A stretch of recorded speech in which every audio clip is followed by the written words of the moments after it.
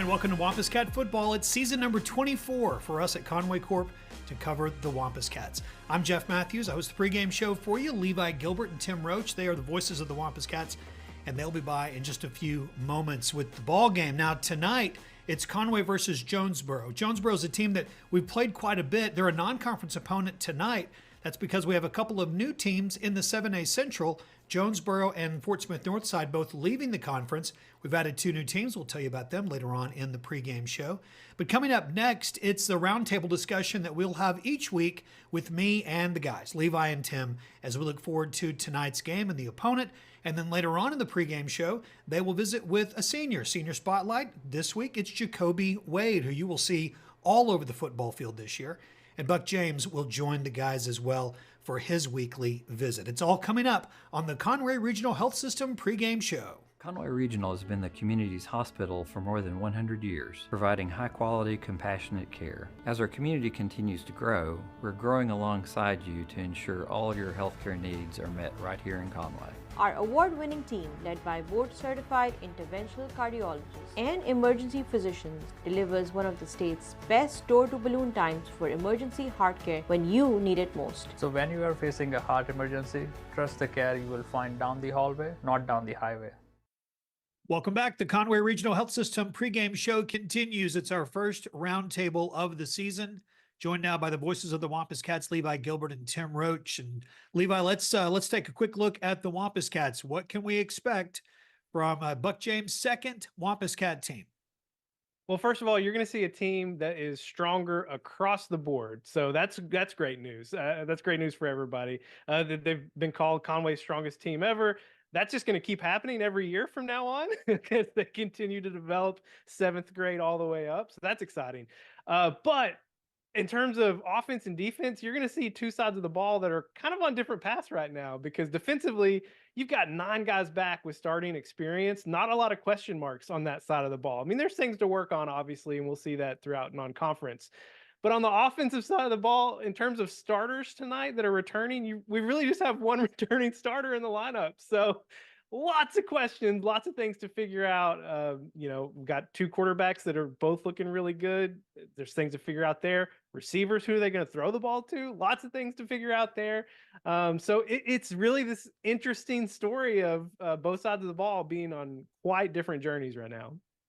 Tim, the opponent is a team we're familiar with. We've played them every year for quite a few years. Sometimes it's non-conference, sometimes it's conference, now back to non-conference. What about this Jonesboro team, should we know? Well, I can tell you this. We played them last year, and it was in a trap situation. Bryant the next week, and all that went along with that. This year, we're playing them right out of the gate, and we've got Bentonville next week. So it's the same kind of process.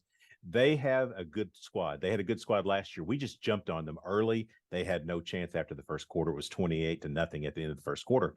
This year, probably a little bit different. I'm not sure we put up the kind of points that we do offensively. We'll kind of see about that.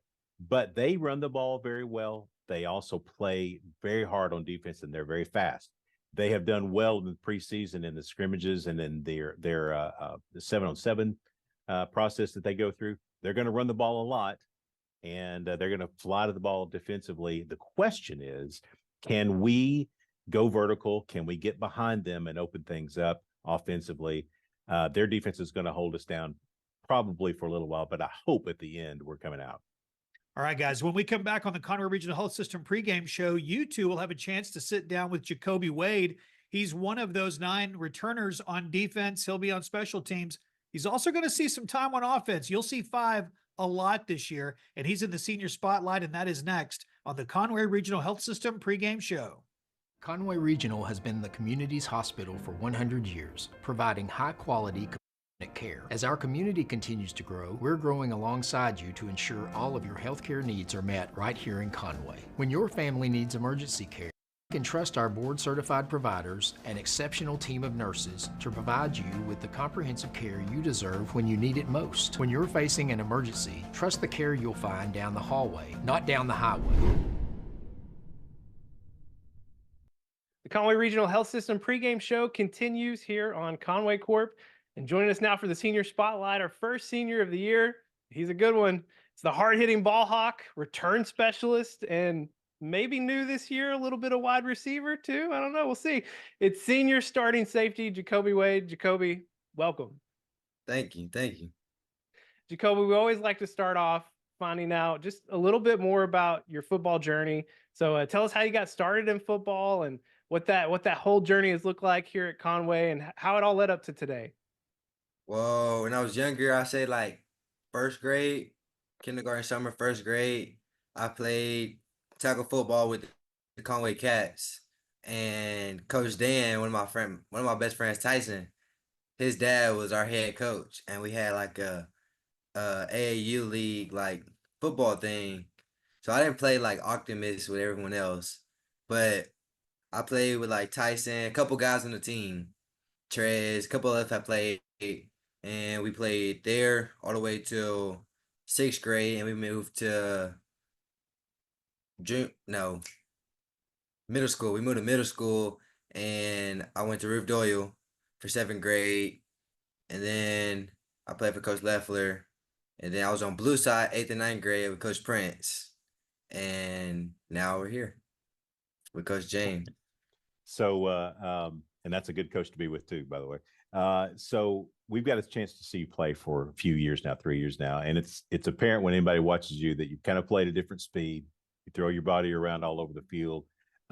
When did you develop that style and that approach to football? And do you model your play after anybody, like in the college ranks or in the NFL? Well, my favorite player of all time is Marshawn Lynch. I know it's like he hasn't played defense or nothing like that, but that's my favorite player of all time is Marshawn Lynch. And I feel like when you hitting people or like when you set the tone early or set the tone, it just keeps the tempo for the whole game and sets it off right for everyone. And everyone can try to like model after me. You're a tone Great setter model. for sure. Yes. Jacobe, you've been a big time contributor to this program for all 3 of your high school years. What are you going to remember most about your time as a Wampus Cat? I think I remember most my first flex run. It's this thing we do on Mondays. Every Monday, it's called flex run. It's very simple, but it's very complicated at the same time. And it's like a lot of clapping. It's like all the small details. They all matter. And that matter in a game, like jumping offside, all the small details add up. And our first flex run took like an hour. And I'll always remember that. That's pretty much. So Jacobe, up first is Jonesboro. It's a long trip, a couple of hours on the road. We like to find out how players get ready for game day, mentally check in to get ready for the first kickoff. What's your approach on game day with those last few hours before kickoff? How do you approach it? Do you listen to a bunch of music? Do you get with your teammates? You ISO? What do you do? Well, I normally I either ISO and listen to music by myself, or I'm with like Tyson Trez. All 3 of us get together and we go find a spot and we'll lay down, eat, and listen to music, talk about the game, talk about film, just chill before it's time to play. Just chill. I love it. Okay, I have to ask, Jacobe. We mentioned it in the intro. You contribute defensively, obviously. You contribute on special teams, but this year you're getting to play a little receiver too for the first time at the high school level. What excites you about being able to help out on offense this year? I'm excited to get the ball in my hands more. I'm excited to be able to make plays for the whole team and space out the defense, make them have to respect the passing game so we can run the ball and just create opportunities for everyone. Yeah. He's senior safety Jacobe Wade, and with him contributing now in all 3 phases of the game, feels like he might be the favorite to score the first touchdown tonight. I'm just going to say it. Jacobe, thanks for joining us, and best of luck this season. Thank you. Conway Regional has been the community's hospital for 100 years, providing high-quality, compassionate care. As our community continues to grow, we're growing alongside you to ensure all your healthcare needs are met right here in Conway. When your family needs emergency care, you can trust our board-certified providers to provide you with the comprehensive care you deserve when you need it most. When you're facing an emergency, trust the care you'll find down the hallway, not down the highway.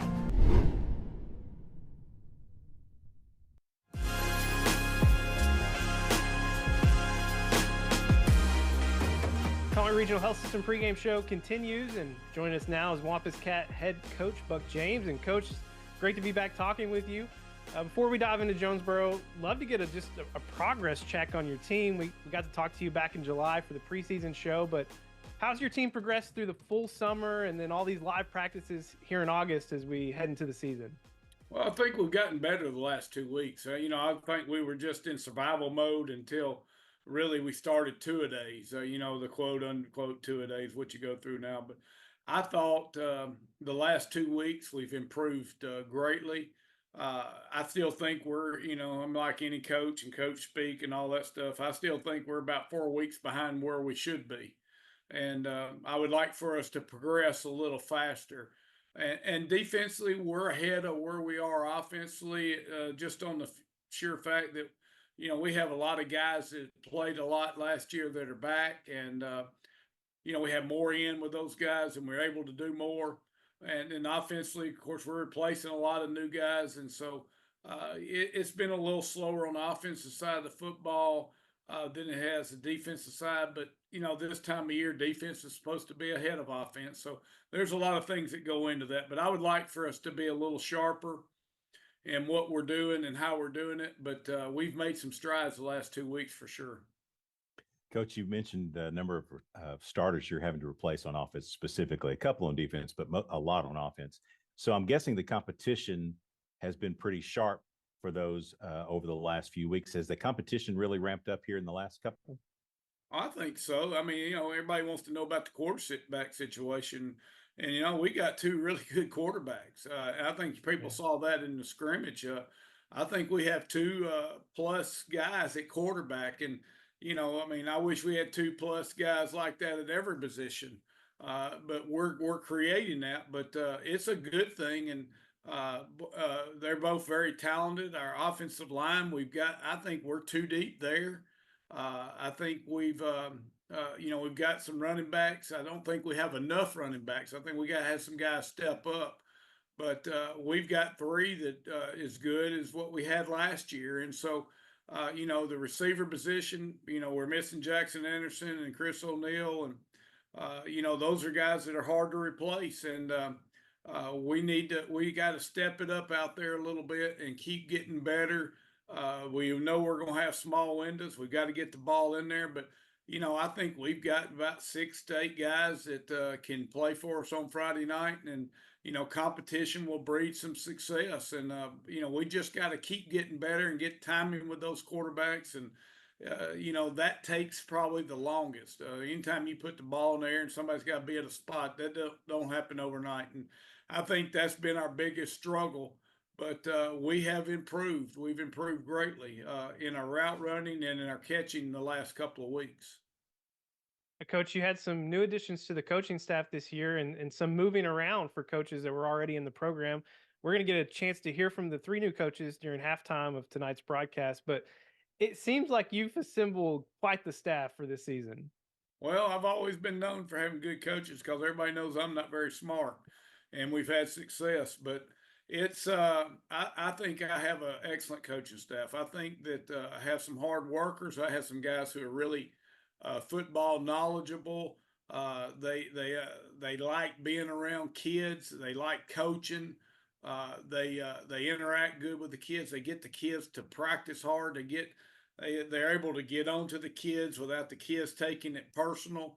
I like the way they handle our kids. And, if I was a parent, I am a parent, I got a kid playing too. And I like the way he gets coached. And I want him to get pushed and I want him to be good. And, I want to be able to beat on my chest, even though I can't really do it there on the sideline, that he's playing well or he gets to play or anything else like any other parent. And I think that's the beauty of high school football. You don't have to be, some big creature that's got unbelievable size, numbers, and speed and stuff. You can be a guy that just has great heart, determination, and a lot of self-discipline and a lot of want to go out there and be a good football player. And then as a parent, you can be proud of their effort and being part of a good team. Coach, up first is Jonesboro. And last year we kind of called it a trap game because you had the Bryant game to follow and everybody was kind of trying to get in ready for that one. But you had to play Jonesboro. You jumped on them early and took care of business. This year, kind of the same kind of deal. You got a game looming the next week against Bentonville. Everybody's already starting to talk about that one, but you got to play Jonesboro. You did it last year. What's it going to take to jump on them and get going early this year? Well, we've got to get off the bus ready to play football. I mentioned that to y'all earlier. We've got to be ready when we get there, and we've got to block well. We've got to tackle well. Blocking and tackling. You got to got to be willing to. You got to be want to. You got to, and the team that in this time of year that blocks and tackles well, doesn't make a lot of turnovers and unexcusable penalties, are teams that have a chance to be successful. Everybody's going to be rusty. You're worried about the first snap on punt. You're worried about the kickoff team. You're worried about situational football and how the game transcends and stuff. But, our kids need to play, and they're ready to play. I wish we had another week or so, but then I wouldn't want to go 10 weeks in a row either. And, football is a week-by-week situation. I think we have a chance to really improve with our non-conference schedule. By week 4 with the week off, I think we got a chance to be a lot better football team then than we do right now. And I'm excited about that, how much we grow, how much we mature, and how much we get better at the game of football and our football IQ. And then that should happen throughout the whole year, because where we're not young, we're inexperienced. And, once our guys have gotten, a couple of games under their belt and the weeks of practice that leaves it there and a couple JV games, I think we start seeing this team turn a little bit and start getting a little swagger. And, I see the strength in the weight room start to pay off, and that swagger that it takes to be a contender. I think we've got to develop that stuff. He's Buck James, and his second season at the helm of the Conway Wampus Cats kicks off here in just a few minutes. I believe it's season 23 for you as a head coach. So a ton of experience leading the way tonight for Conway. Coach, let's get off to a great start, and can't wait to see what you guys do this year. Well, I appreciate it. It's going to be a lot of fun. I think this is going to be a fun group, like I said, to watch them grow, and hopefully we'll have a great turnout, and our kids will be ready to play, and it'll be an exciting atmosphere. Thanks, Coach. Thank y'all. All right, guys, thanks. Tonight it is non-conference action. Week 0, 1, 2, and 3 are all non-conference weeks for football teams. You played 3 games in those 4 weeks. Then it's conference action that begins. We'll begin our conference season at Little Rock Southwest. This year there are 2 new teams. Tonight's opponent, Jonesboro, is out of the 7A Central now. They've dropped down to 6A. And Fort Smith Northside is now, more geographically, makes a lot more sense. They are in Northwest Arkansas, taking on teams from the 7A West. Now, for Conway, we'll see 2 new opponents, Pulaski Academy and Little Rock Christian. Those are 2 new teams that we will see. We'll host Little Rock Christian later on this year on senior night, and we will make the trip to West Little Rock to take on Pulaski Academy. Those should be fun games, great new teams, great new close trips for fans that want to take road trips. We'll, of course, have the broadcast for you, but I know fans like to see some new places and come out and watch these Wampus Cats as well. We'll keep up with the 7A Central race. We'll tell you what's going on with each of the teams. We'll do that throughout the year as well on the pregame show. Just a few minutes away from kickoff, we'll take a break. When we come back, we'll have Tim's 3 things. We'll meet the starting lineup, and we'll get ready for this first game of the 2024 season. That is next on Conway Corporation, the Conway Regional Health System pregame show. When you choose Conway Regional, you're choosing more than just exceptional care. You're choosing a healthcare provider deeply rooted in your community, where our doctors and staff are your neighbors and friends. With 9 primary care locations in 5 counties, we believe in building lasting relationships centered on trust and personalized care. Take control of your healthcare journey with us as your dedicated partner. Schedule your appointment today and let our family care for yours. Conway Regional has been the community's hospital for more than 100 years, providing high-quality, compassionate care. As our community continues to grow, we're growing alongside you to ensure all of your healthcare needs are met right here in Conway. Our award-winning team, led by board-certified interventional cardiologists and emergency physicians, delivers one of the state's best door-to-balloon times for emergency heart care when you need it most. So when you are facing a heart emergency, trust the care you will find down the hallway, not down the highway.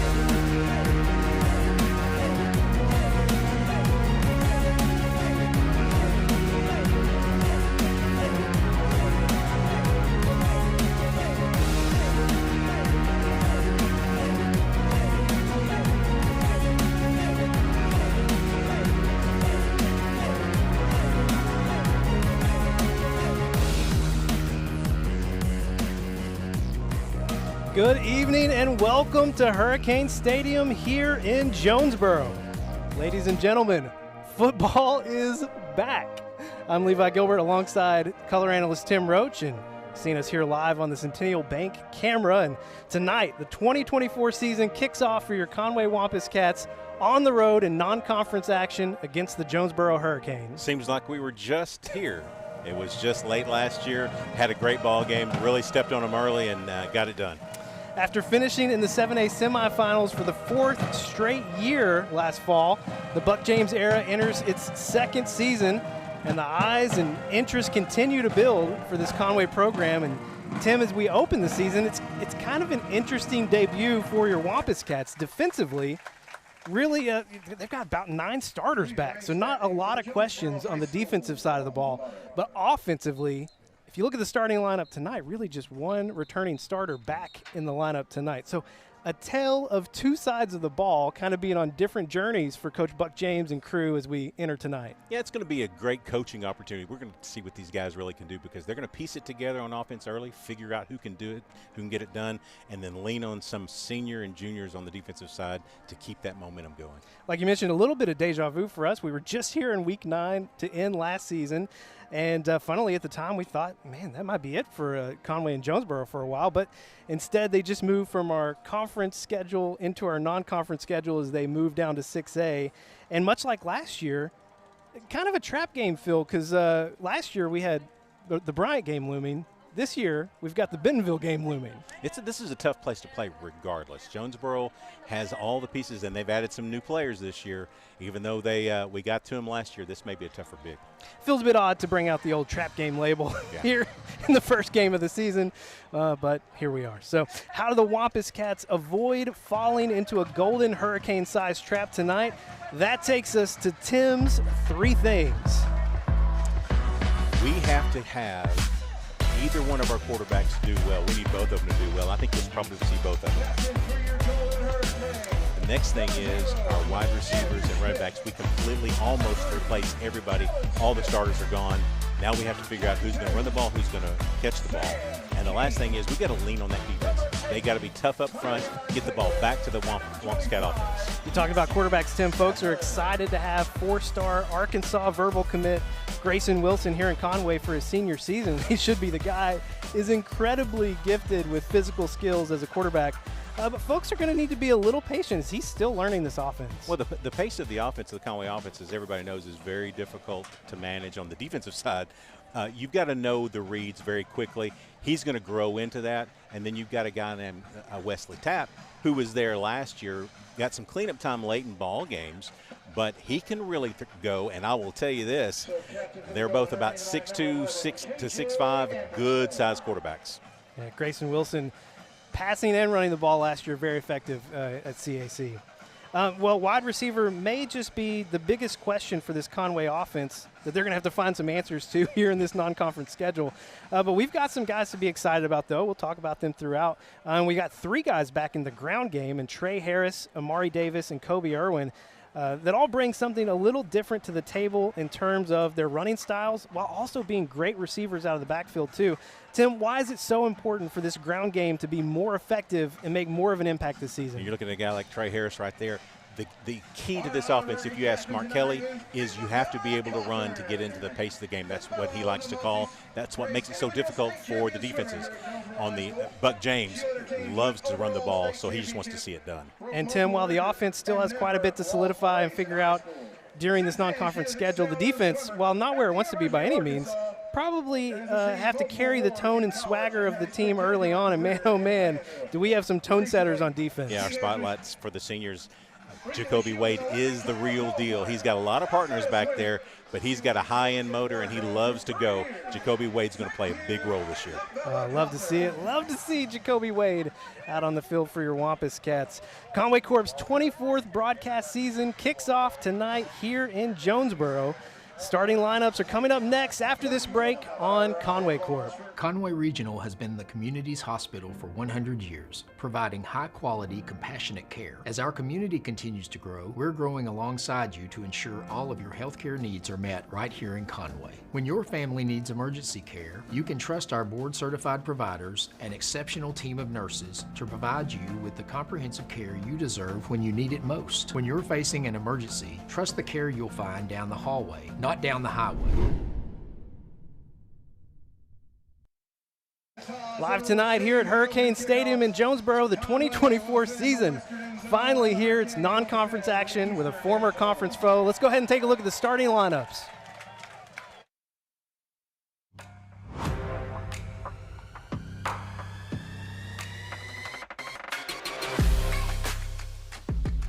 Griffin Sherrod, Julian Jones, Monterius Jones, Joseph Washington, Trayvon Logan, JP Saxton, RJ Chapman, Trace Hammond, Tyus Carr, Jacobe Wade, Noah Files,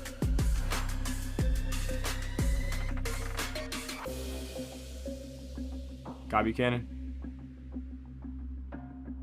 Will Upton, Major Mahar,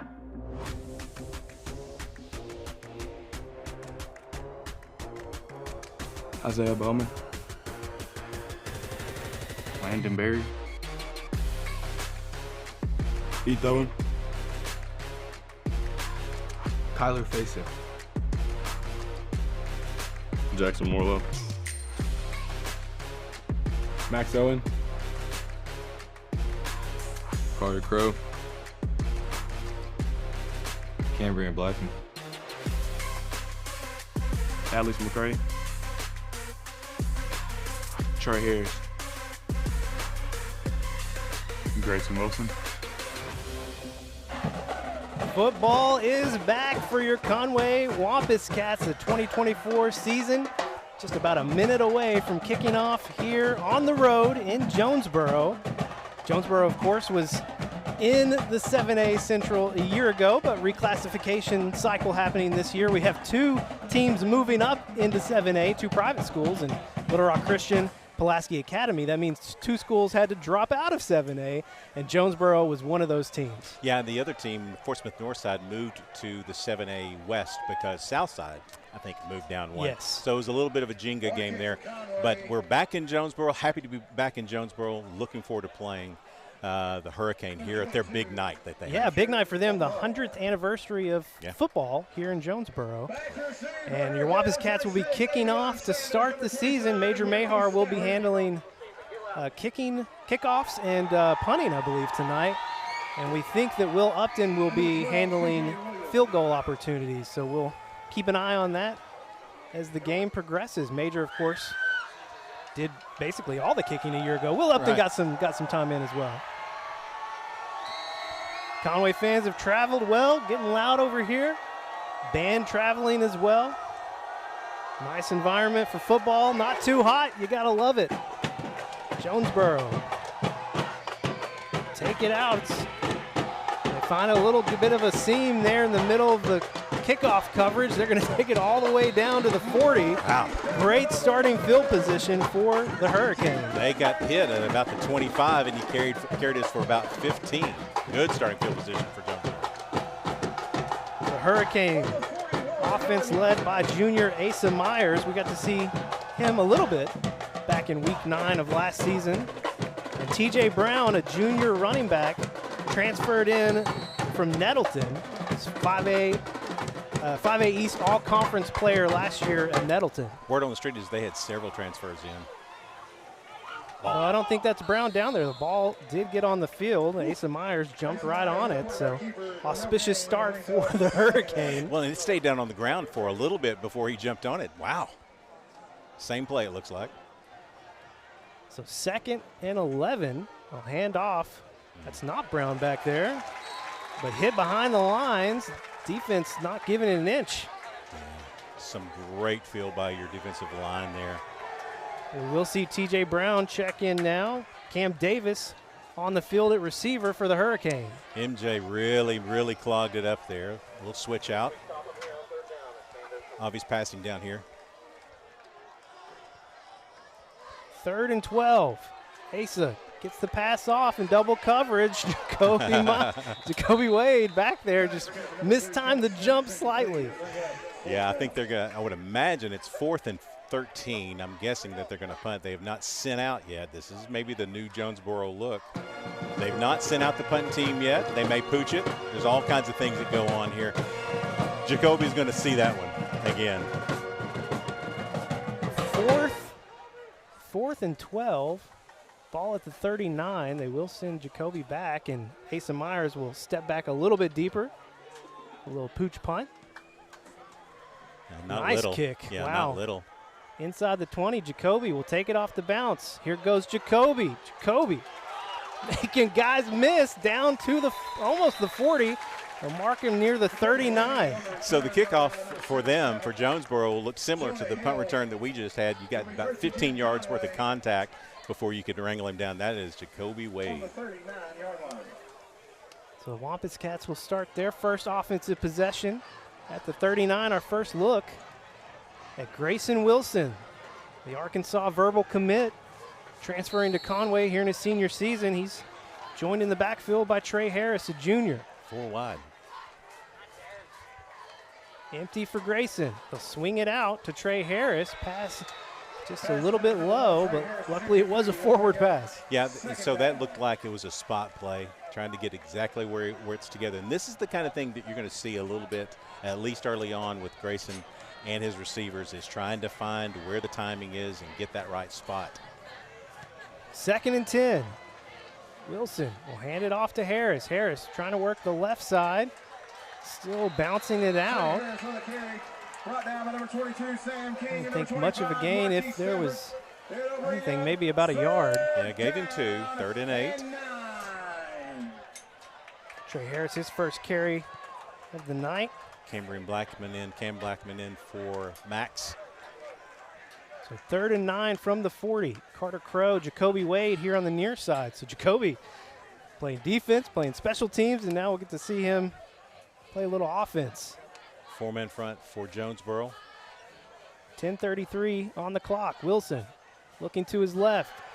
And he's under pressure, going to be taken down in the backfield. The sack. Give credit to Jamarian Lockett. Yeah, they had 4 up front, and they brought an outside edge rush, and we tried to pick it up, and he got a little bit of a block there, but not enough to keep him off and give him time to throw. So a 3 and out for the Conway offense will bring on the punt team, Major Mahar. Junior Smith back to receive, one of the returners back to receive for Jonesboro. They're going to let that bounce. Takes a bit of a Conway bounce. Zach Colbeth down there chasing it down. He'll mark it down just inside the 20. That's a good punt from Major Mahar. All right, so the offense didn't show much that time. They really only gained a couple of yards and then had to go backwards. So they're in the negative category. Time for your defense to step up once again. Zion Williams getting some action here on this possession. Caleb Kern out there as well, right? That is Caleb Kern. Yeah, Caleb changed to 97. Zion Williams wearing 72. And then you got Juju Jones and Griffin Sherrod on the other side of the defensive line. 4 wide. 9:43 here on the clock in the first quarter. Scoreless so far. That one almost picked off twice. First by Trayvon Logan, and then Jacobe Wade almost got a hand on it too. It's 2 for Jacobe almost, but it got a little tipped by Logan, and just enough to throw it off. But that had pick 6 written on there if he catches that. Oh man, oh man. 2nd and 10. Myers hands it off. Trying to work the right side, Joe Washington. Zion Williams and R.J. Chapman crashing down. So far, it's playing out like you normally see in the first game of the year. Defenses are dominating, and so far that's the case. Kamarion Williams checking in, an extra defensive back. Little nickel package here.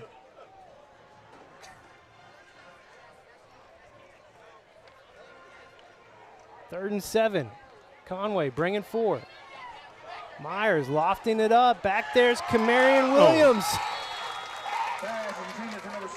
Did not come down with it, but what a play from Williams. Well, that's three balls now we've had our hands on. We'll come down with one eventually, but that may work out better. I mean, they look, in terms of their approach on the punting situation, a little bit like Conway does, or at least used to, pooch punt instead of lining up in a pure punting formation. They got Jacobe Wade back deep now again. He's going to line up just past the 50, back to the 45. Another big kick from Asa Myers. This one angled. It's going to be marked out at the 30. Yeah, he's they're going to walk it back up. Okay. Yeah, I was wondering if he was going to. Not much. Back to the 34. Good punt. Asa Myers, player of the game so far with his punting skills. He's a baseball player for Jonesboro. He's a pitcher. Good athlete. He looks a lot bigger than he did last year as a sophomore. I mean, that part of a young man's life from sophomore to junior year, you do tend to grow, and all of our guys got a little bit bigger in the offseason, as you can tell. So Conway starts its second drive from the 34. 8:54 to play here in the first quarter. Max Owen in motion. Wilson gonna keep it. Bouncing out on the left side, flag coming in right around the 40. Not a good sign for your Wampus Cats. Yeah, that's in the umpire. It looks like that's in the area of holding.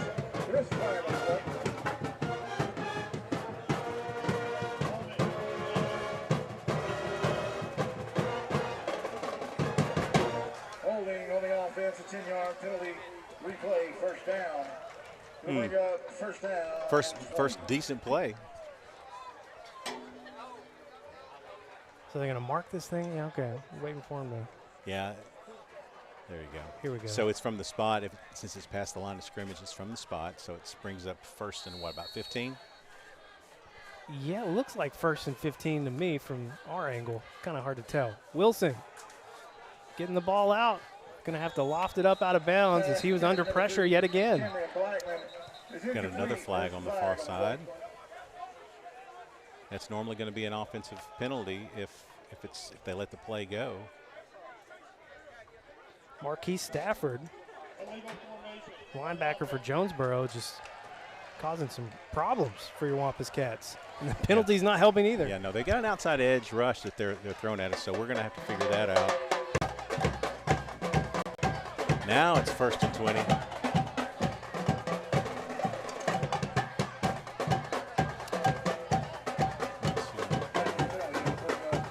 Conway band set up right to our right, so be serenaded all night, Tim Roach. I love it. Feels like football. So they got 4 down, but they're bringing an extra edge occasionally. First and 20. Wilson looking to pass. Going up for Cambrian Blackman. Blackman got him beat. Blackman hauls it in. Flips the field. Cam Blackman marked down at the 34. So a couple of the early throws from Grayson Wilson were a little bit off timing. That one you could not have thrown it any better. Backside shoulder, right on the edge, perfect. The flip trips to the left. Grayson gonna keep it. Swings it out to Blackman again. Blackman makes one man miss. And he's gonna fall inside the 30, but a flag here on the near side, right around the 29.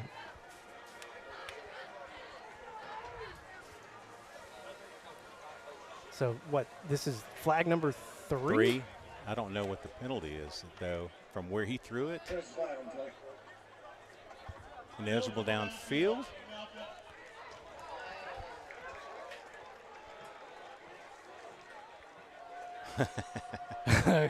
Coach Howard not happy about that. A little bit animated. Conway coach is wearing all blue here on the road. Trying to get some explanation from the officials, and they're not really excited about the. I'll tell you who else is trying to get an explanation. It's Buck James. Yeah. 1st and 15 now. The ball moves to the 39. Blackman in motion. Fake to Harris. Wilson here near side. He's going to tuck it and run. Takes the contact right around the 35. I think Wilson got the better of that meeting. He gave him the cold shoulder right there at the line. He was trying to go to Carter Crow on a quick out. It was covered up pretty well, and so there was nothing there. And that's going to be the thing we're going to have to face. We've got to figure out how to get open deep so we can loosen up some of this coverage. They are in a man down low. 8:04 on the clock here in the first quarter. 2nd and 11. Fake to Harris. Going to swing it out to Max Owen. Max was out in the flats.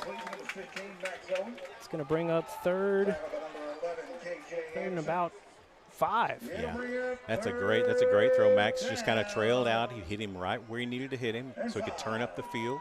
Max got about everything he could out of that. Jacobe Wade back on the field in the slot. Blake Kordsmeyer out on the far side. Another fake here. Wilson flushed out to the near side. Unloads for the end zone. Blake Kordsmeyer. Touchdown, Conway. I mean, he was not that open. Blake Kordsmeyer ran a great route. It was a scramble route, both of them working to the boundary, and he absolutely spotted it up for him. What an incredible throw, great catch. Wow. Wampus Cats, after a couple, well, three different penalties, 4 penalties. Yeah. Interesting few drives. Will Upton in for the extra point. It's up and good. Conway getting on the board first here. 7:25 to play. Wampus Cats up 7-0 here on Conway Corp.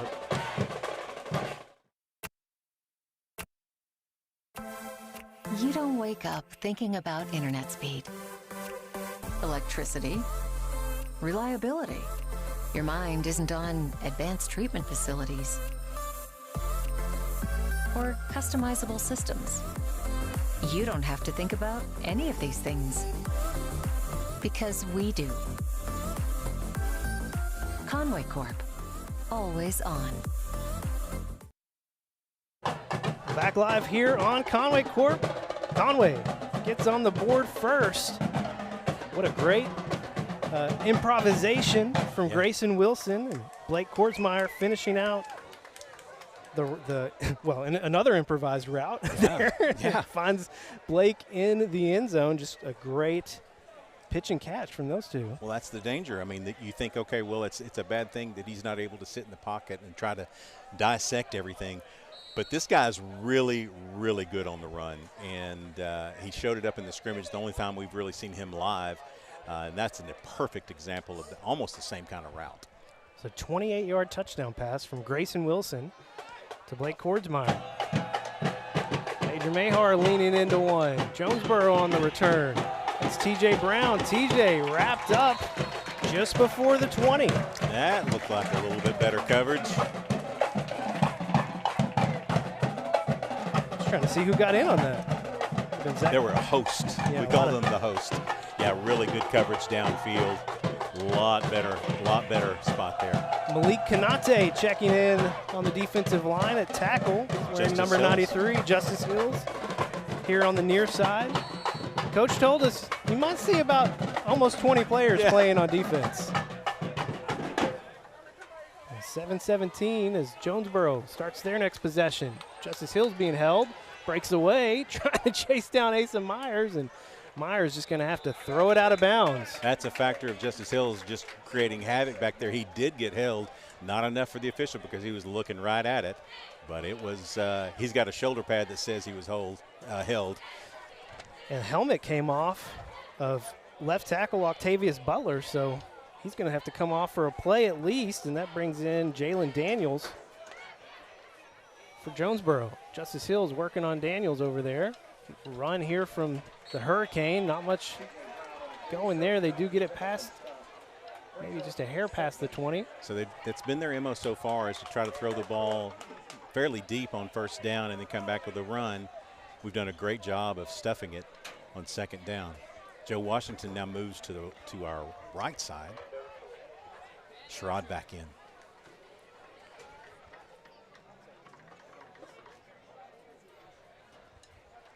Third and 10. Myers going deep.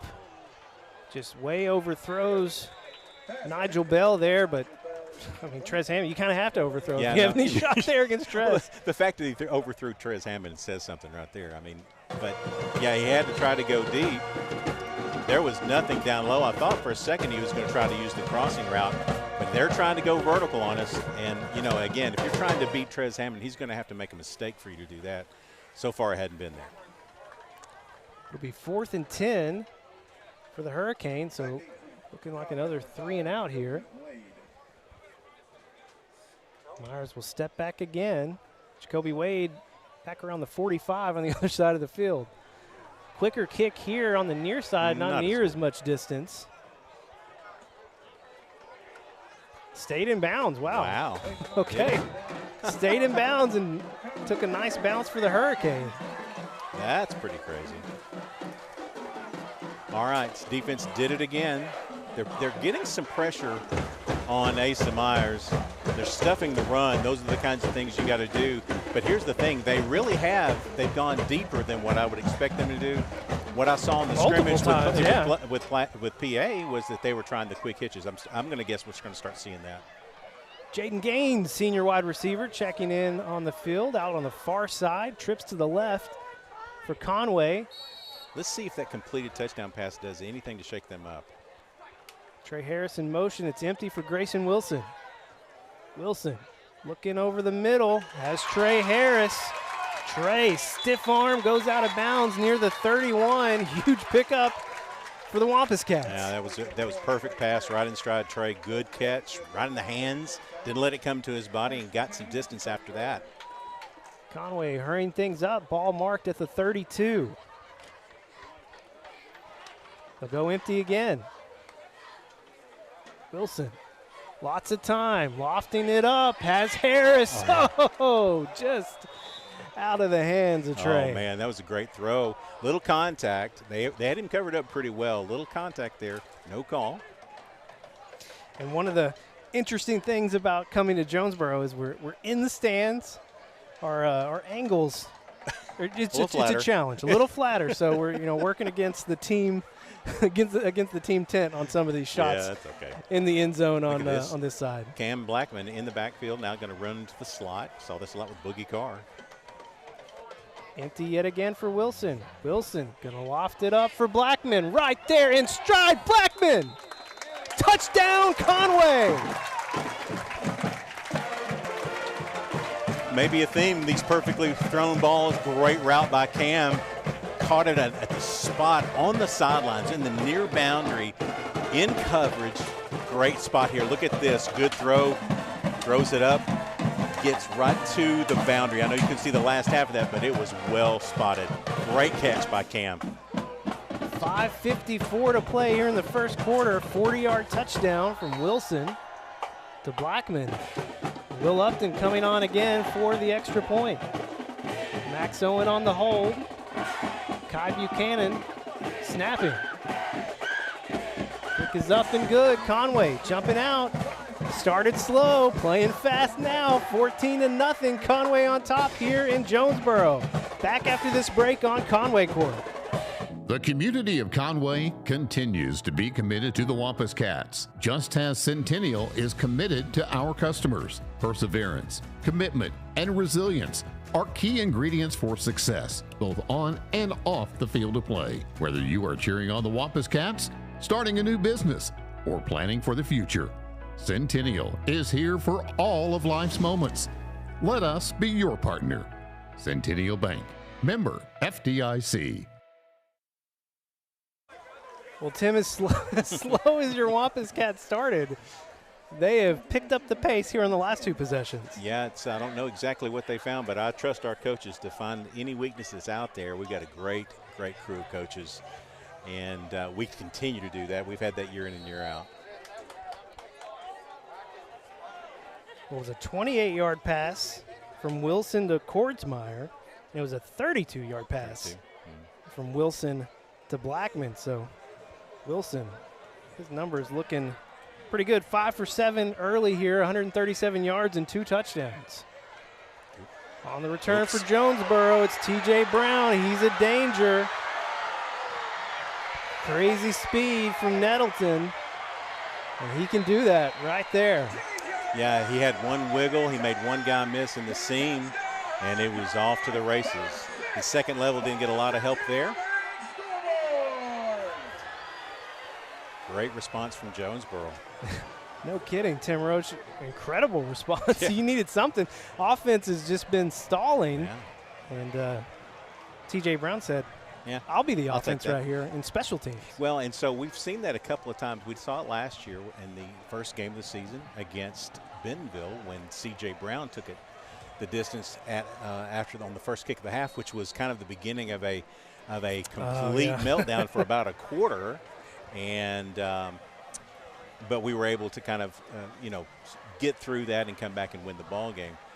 But from a special teams perspective, you don't want to ever see that. Kick is up and good. Jonesboro quickly cutting into the lead, 14-7. Conway still on top, 5:40 to play here in the first quarter. You're watching Wampus Cat football on Conway Corp.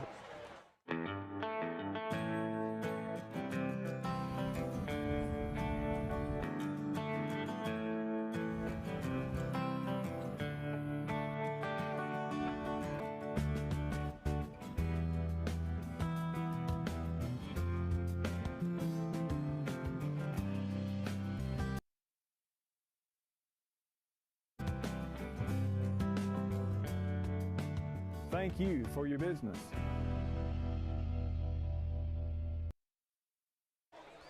Back live in Jonesboro, Conway offense rolling, and then the Hurricane getting some special teams action there. Yeah, that did not help our cause at all. But again, we're going to face some adversity, especially early in the season while we figure things out. That includes special teams. I mean, we talked about offense and defense, how many people we had to replace. We had to replace a lot of guys on special teams, and so they got to figure that out.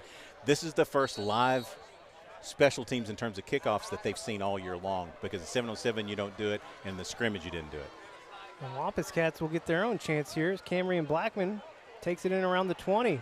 Bringing it back to the middle of the field. Breaks through, stays on his feet. Cam Blackman going to be chased down inside the 35, but Cam Blackman says, I got an answer too. I got a little bit of gear going on. They did a better job on the very back end.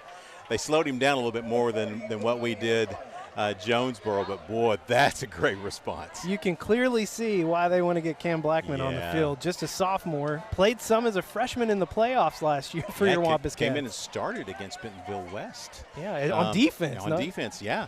So this is a guy that can play all over the field as well. We're going to put our best players out there. Look at this. You got Trey Harris in the slot starting. We got 5. Jacobe Wade out there. McCray, Wade, and Max Owen out on the far side. Harris and Kordsmeyer here on the near side. It'd be interesting to see if we bring Trey back into the backfield or if we leave him in the slot. They haven't started this game clock yet. Swing it out to Jacobe Wade in the flats. Jacobe making some people miss. Jacobe still going as he closes in close to the 20. Whole lot of Jacobe Wade action right there. He's a football dude, man. He gets his hands in the ball just in space, try to go and create, and he picks up about what, 5 or 6? It's hard to tell from this angle, but on second down, the handoff to Trey Harris. Trey swallowed up in the middle. Well, that right there, just not much going. Jonesboro crashing down. Yeah, they got some big dudes up front. Let's just be honest. They got a couple of guys down there. 2 Jonesboro players down. Must have ran into each other, including one's up. Tyler Craig, their defensive end, and Marquise Stafford. Stafford's up. Craig's still on the field. We'll go ahead and take injury timeout here. You're watching Wampus Cat football on Conway Corp. At First Security, we've been investing in our home state since 1932, growing deep roots and even deeper relationships. We're part of Arkansas. It's part of us. Today, we put all of that history and stability to good use for you, pouring our resources into the people and places we love best. Arkansas communities, Arkansas families, and Arkansas futures. First Security. Think better. Conway Regional has been the community's hospital for more than 100 years, providing high-quality, compassionate care. As our community continues to grow, we're growing alongside you to ensure all of your healthcare needs are met right here in Conway. Our award-winning team, led by board-certified interventional cardiologists and emergency physicians, delivers one of the state's best door-to-balloon times for emergency heart care when you need it most. So when you are facing a heart emergency, trust the care you will find down the hallway, not down the highway. As we come back here, both injured Hurricane players have walked off the field now. So is Marquise Stafford. I think Stafford, well, I guess they have to come out for a play. But they do. Stafford and Craig. Hand off here to Harris. Harris bouncing it out to the left. Flag coming in right around the 20. And Tim Roach's hands going up. I love it. I mean, football's back, guys. That was such a good block on the edge there. So really good block. Third and short, going to turn into third and much longer. I mean, penalty what, number 5 or 6 now yeah, against your Wampus Cats? Other than the 2 touchdown passes, anything that's been a big play is apparently because we are doing something wrong, and I don't buy it. Do not buy it. That takes us out of field goal range. Puts us in 4-down territory. Going to be 3rd and 9 now after they mark off the penalty. Wilson hands it off to Harris. Harris goes right up the middle, legs tied up. Stafford, no, excuse me, not Stafford. That is 15. Lockett getting in there on the tackle. Well, that was a run just to see how much you could get out of it before, and which was not much, by the way. But to see what you could get out of it so that you could make a 4th down and manageable. We're still 4th and 9. Yeah, I don't think we got anything there. 4th and 9. I'm guessing they're going to be coming off the edge, and I see him coming now. They picked that up as well. 22 on the Sam far King. edge. Yeah, was inching forward and looked all for the world that he was going to. Now they rotate out, and it could be 15. Play clock down to 2. Get the snap off. They do. Pressure coming. Wilson lofting it up for Harris. What a great throw under pressure. Falls incomplete. It'll be turnover on downs for Conway. So what they did there to get the pressure on Wilson was they had 2 linebackers, and they were lined up in to our left, and then shifted as we began to check out. They shifted into the right formation and put 22 from the press edge like he was going to do to make it be 15 from this side.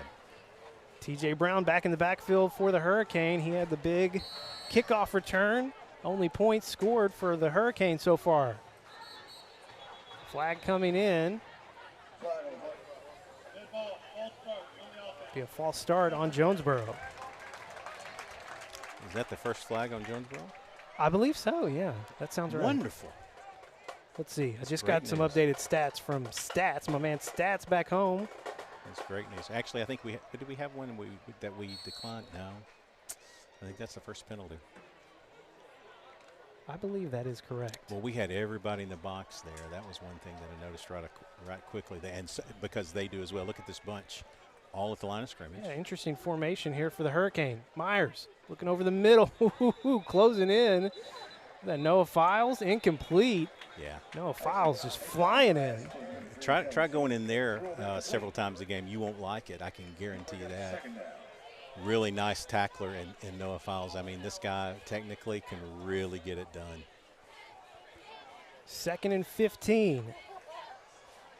Kellen Smith split out here on the near side for the Hurricane. Myers stepping up, lofting it up. He has his man. And that is going to be hauled in. The catch made by Matt Bartels. That was a great catch. Trez was right there with him stride for stride, but that was just a great catch. Great throw. Put it right on top of him. First time tonight, Myers dropped it right where he needed to. A run with Brown here on the left side. Kind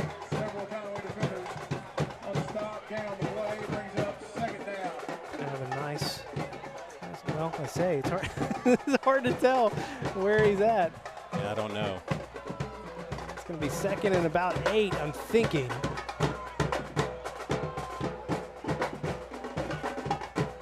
It's like the chain crew's having a little. I don't know where they're supposed to be. Having some struggles Looks like here. second and 8, yeah. Remember, it's 2nd and 7 on the scoreboard. 3 minutes to play here in the first quarter. Myers has plenty of time. Oh. Hurricane There's receiver nobody. fell down. Yeah, okay, fell down, and that was generally in the area, or else that would have been, he was in the pocket, so that would have been grounding, but he was generally.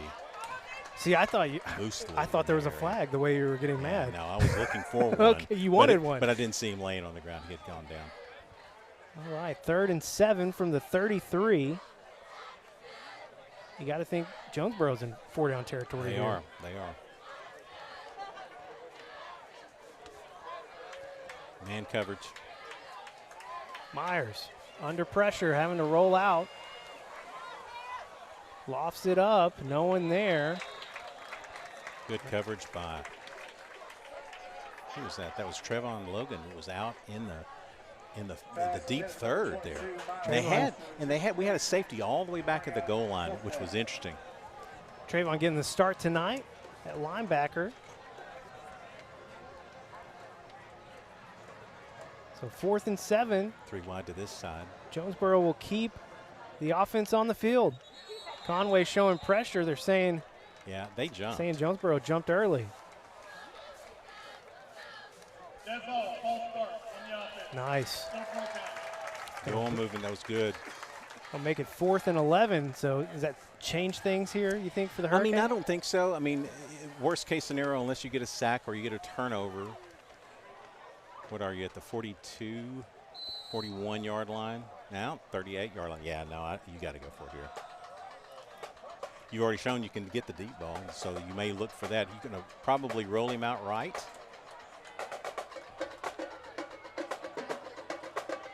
Myers slings it over to Bell. Tried to set up a little screen out there, but no going. Conway not fooled. Turnover on downs for the Hurricane. That was great coverage out on the edge, and then we got our defensive line out there, Sherrod in on the tackle as well. So really good job of the defense after a real long bomb. Great throw, great catch. Trez had it covered up, but sometimes you're going to give that up. Good response by your defense after that. Man, oh man, I feel that, Tim Roach, because it was looking like we were headed towards the tie ball game. Yeah. Yeah. Nobody wants that. No. Well, nobody wearing blue. I do not. Wow, 2 way wide to the boundary here. Blackman and McCray here on the near side to hand off to Harris. Harris cuts it back up the middle. Harris found a seam. He's going to be down inside the 35. Man, some nice vision there from Trey Harris. Oh, man, what a great move at the next level. Got to the outside, great blocking by your offensive line, and then just a great move to cut it to the middle of the field. I can't enjoy these runs because I'm looking back for flags. Ball at the 33, 1st and 10. Wampus Cats moving fast. Wilson Max Owen is having to escape some pressure. Flag coming in as he dumps it off to Trey Harris, but that one's going to be coming back. Flag back near the 40. I've lost count, Tim Roach. Oh, I can't keep count. Yeah, I don't want to look at the stats on this, but that was a hold out there on the edge. No argument there from anybody. Love this sideline cam from Hayden Elsinger. Get a real good look there at how tall Grayson Wilson is, and guess what? Wesley Tapp's even taller. Yeah, bigger quarterback. Got some tall quarterbacks here in Conway. Give it to Harris. Harris good following his blocker out on the near side, or here on the near side, trying to bounce it out, but just nowhere to go. He was following behind Heath Owen. Yeah, he got one good block there, and it just wasn't enough to spring anything. We're under 2 minutes to play here in the first quarter. Been an active first quarter. Yeah. Amari Davis in the backfield now. First look at Amari.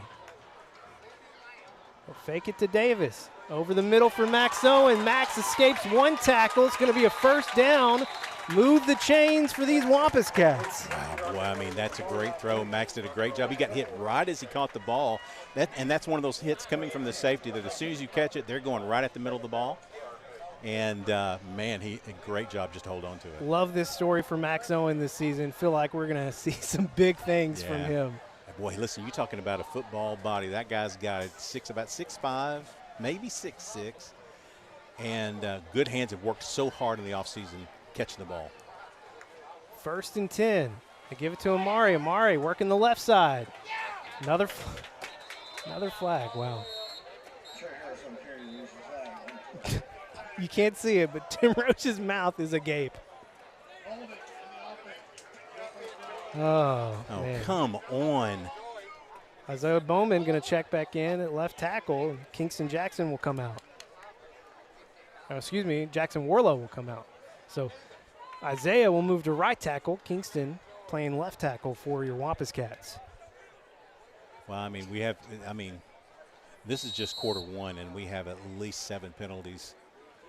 At least. That's not a good trend, and we're not getting any breaks at all. I mean, any play that's happening, we're looking back in the backfield for flags. First and forever. Grayson looking deep. Alex McCray coming back. Contact is there. The flag coming in. The pass interference on Junior Smith. I'll tell you this. McCray got by him in a heartbeat, made a double move, got behind him. The throw was a little bit lofted, and so he had a chance to recover, but when he did, he came into him too quickly. Alex McCray hauled in the first touchdown in the benefit game with Morrilton a few weeks ago. Expecting some big things from McCray this year. Yeah, boy, he looked good in the scrimmage. And I'll tell you somebody else that looked good in the scrimmage. We haven't seen a lot just yet. I mean, he's made several good plays as Cam Blackman. Boy, he had a big scrimmage. He's out there in the slot on the far side. What does that make the actual down? 2nd and 5? Oh, man. I think it is. I think it's 2nd and 5. Hand off to Amari. Amari following behind Bowman. It's going to be enough for a first down. Are you sure? I think so. I can't tell with the 10th there. I can't tell. No, I feel good. I feel good about that. Jonesboro player lost his helmet, so he's coming off the field. That's Quintavious Hollis, the defensive end. First down. 1st and goal. Right at the 10. Be a handoff. There's not much going there. Who's that running back in? Kyler Faison? Yeah, the middle has been tough to run. That was Amari Davis trying to go up the middle. It's been tough. Where we have done our damage has been on the bounce to the outside. Just 10 seconds to play here in the first quarter. I think Conway will get the play off. They will indeed. Wilson just going to keep it himself. Lowers that shoulder. He'll go out of bounds, and we'll see the 3rd down play upcoming for your Wampus Cats. After the break here. All right, at the end of one, Conway. 2 touchdown passes, deep passes from Wilson. One to Kordsmeyer. Was the other one to Blackman? I've already forgotten. I'll have to look it up. Conway up 14-7 at the end of the first quarter here on Conway Corp. Second quarter coming up next.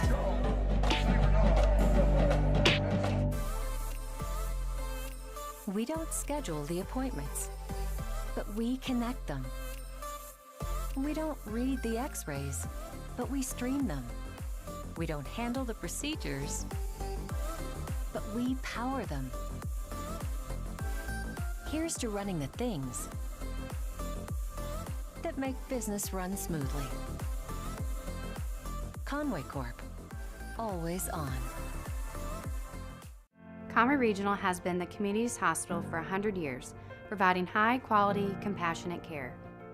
As our community continues to grow, we're growing alongside you to ensure all your healthcare needs are met right here in Conway. When your family needs emergency care, you can trust our board-certified providers to provide you with the comprehensive care you deserve when you need it most. When you're facing an emergency, trust the care you'll find down the hallway, not down the highway.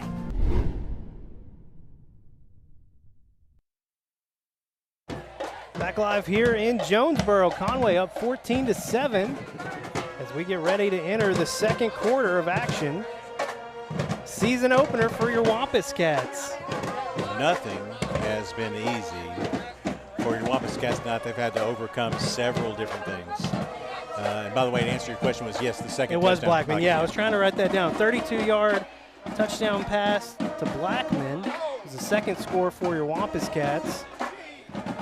It was a 28-yard touchdown pass from Wilson to Kordsmeyer to get scoring started here back in the first quarter. Conway 3rd and 4 from the 4.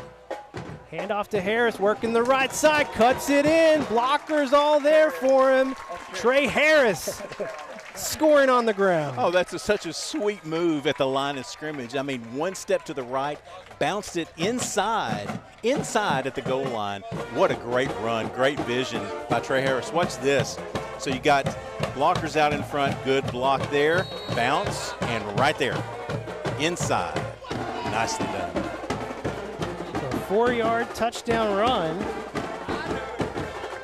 Trey Harris extends the lead for your Wampus Cats. Guess what, Tim Roach? What's that? Flags coming in. No. There we go. By the way, on that play, 2 good blocks. Did we go big? I will tell you. Well, yes, because Tanner Harris was in there, 48. Oh, great block there. My guy, 48, T. Harris. Also, great block by Kyler Faison. Great job there, both of those guys. You love to see it. Oh, yeah. So back it up, going to be a little longer PAT attempt for Will Upton. But no worries.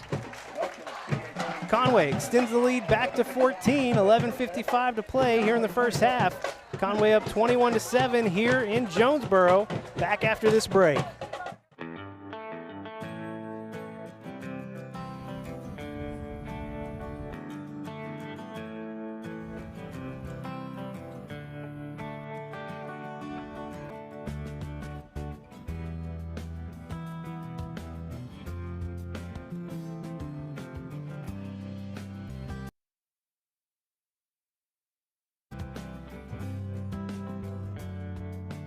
Thank you for your business.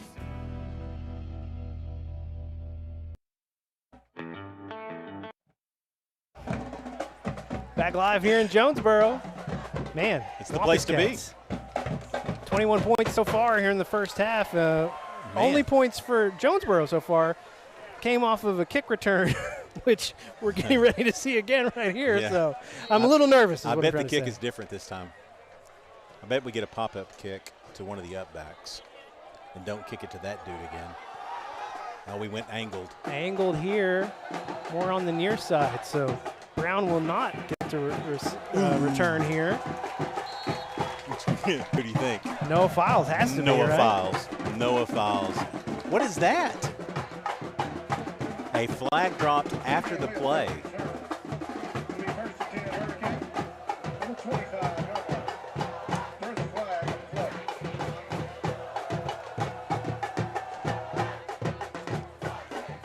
Well, anytime you say "guess who," I know it's Noah Files, but I'm trying to cheer you up. But it's not working. You're not going to cheer me up right now because I mean, what have we got going on in here? I mean, well after the play, so it has to be an unsportsmanlike on somebody.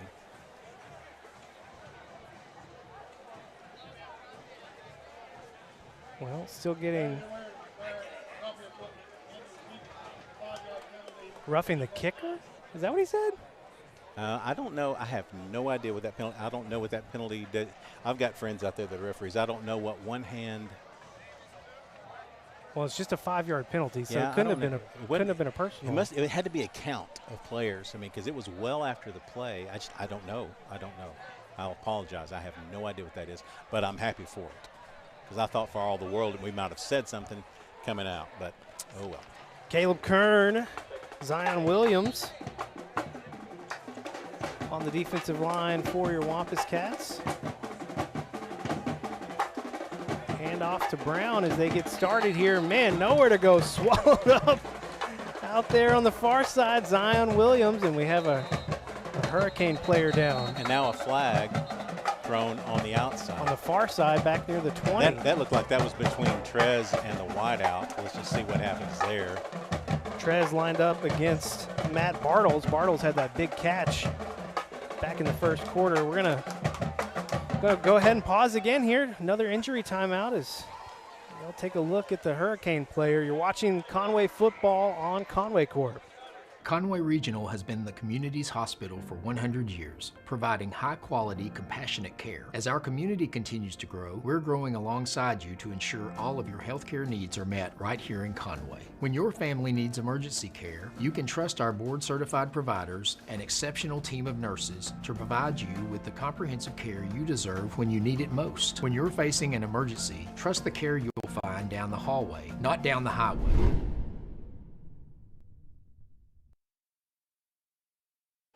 All right, as we come back in here, the injured Hurricane, number 63, Octavius Butler. Definitely favoring an ankle, probably. He's their left tackle. He came out earlier in the game because his helmet came off back in the first quarter.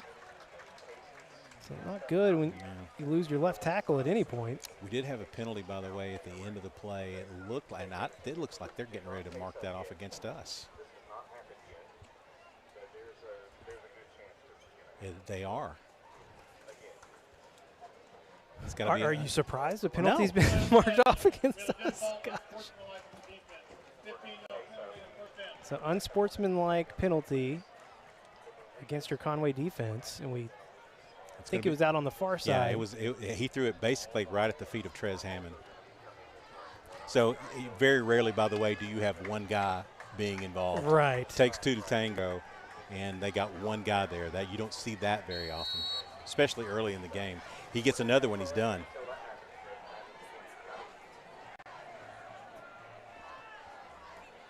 Well, 1st and 10 now from the 35.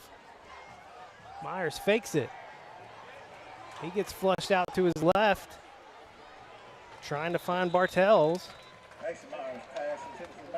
But just let him out of bounds. Great coverage that time. He got out to the edge. He had to spin out. That was not a designed rollout. He had to spin out and go to his left.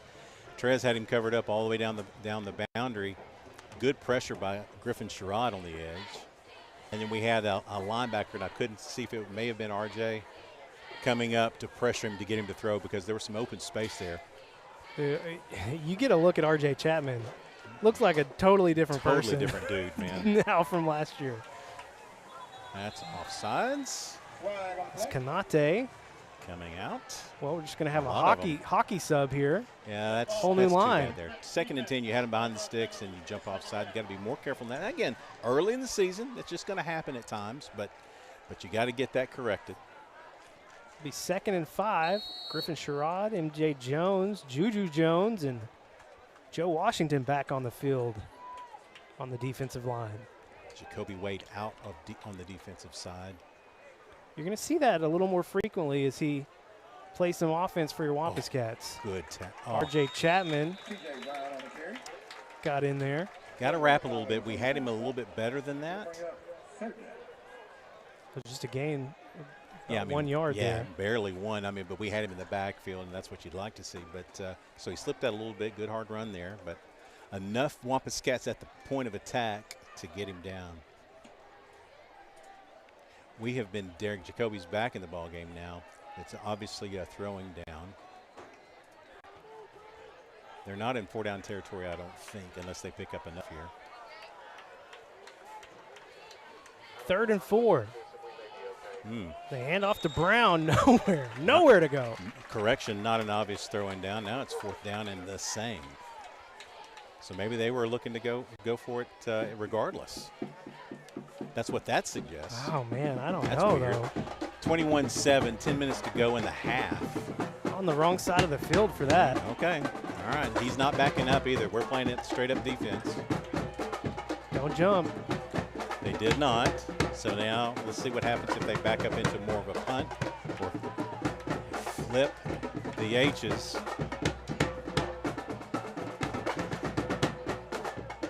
They will pooch it. Oh, that was almost blocked. High kick. Jacobe Wade hauls it in. Multiple flags on the field. It's hard to get excited, Tim Roach. Man, and these guys.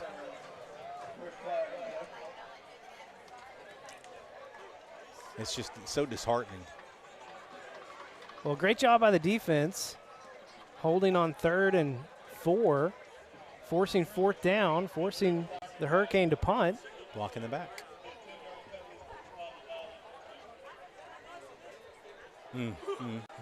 Boy, I mean, I hope our team doesn't do up-downs on penalties. Per penalty? Yeah. It's going to be a long Labor Day weekend. You're not kidding. Got to overcome it again. Had really good field position, and now we're backed up to the 25. Wow. Jaden Gaines, Cam Blackman here on the near side. Max Owen in kind of a H-back looking spot. I can't see who the receiver is on the far side. I think it's Carter Crow. It is. Trey Harris empties out, trying to set up the screen for Max Owen. Little tight end screen, but nowhere to really get it. Yeah, that's that's going to be a great play. We're going to go back to that at some point in time. I don't know if it's tonight or not, but that's a timing play. Had to release to the right spot because you're allowing the defensive lineman to come up and get into your face. That's what you want them to do, just not in the right spot there. 2nd and 10, trips to the near side. Wilson going to keep it.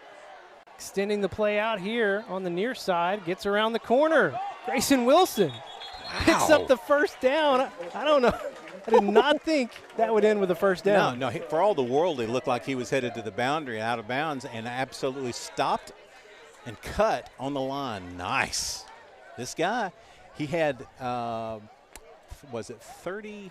How many touchdowns did he have at Central Arkansas Christian last year? I think it was like 58 combined. He had like almost like 20-something rushing. Oh, I can look at it right here. It's on my sheet. Is it on your sheet? Yes, 15 rushing touchdowns, 15?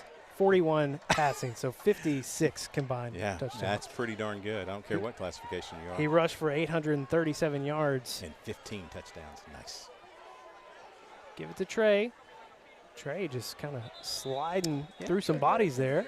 That's really, I mean, that's not a lot. That's a couple of yards maybe.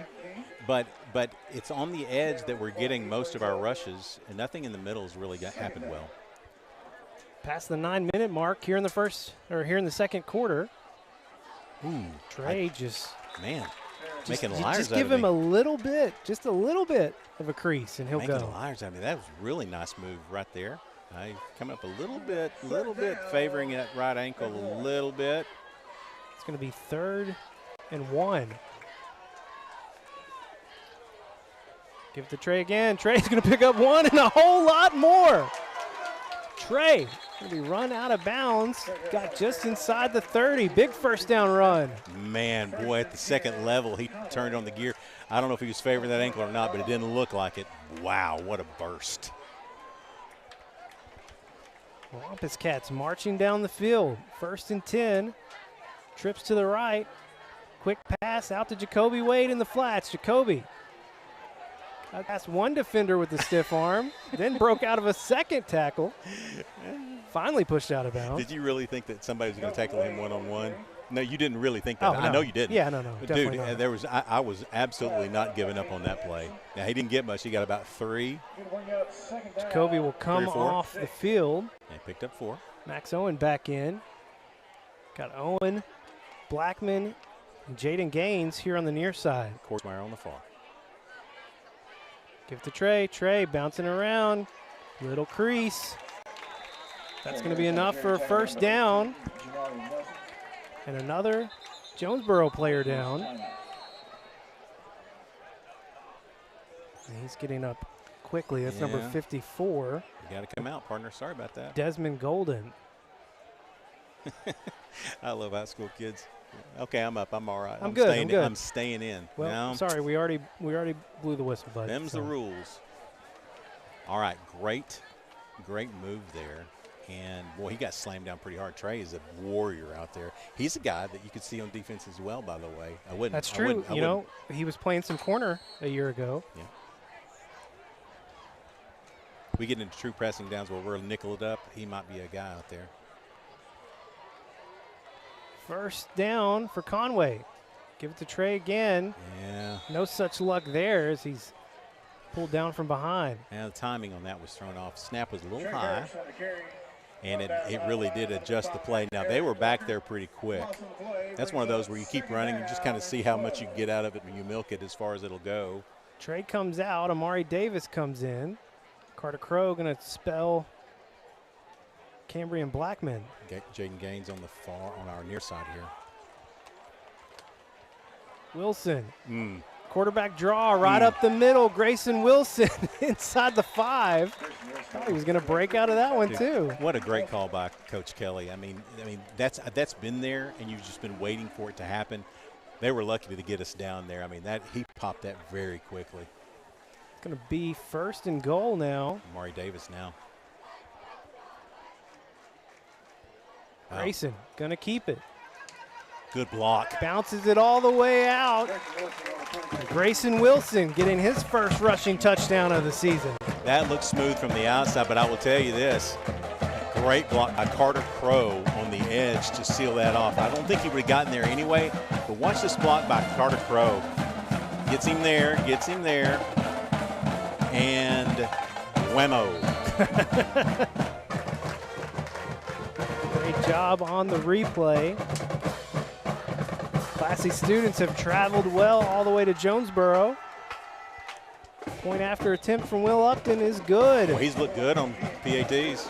28-7, Conway extending the lead again. 7:10 to play here in the first half. Back after this on Conway Corp.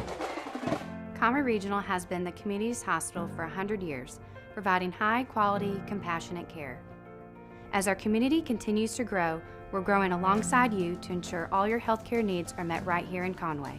When your family needs emergency care, you can trust our board-certified providers to provide you with the comprehensive care you deserve when you need it most. When you're facing an emergency, trust the care you'll find down the hallway, not down the highway.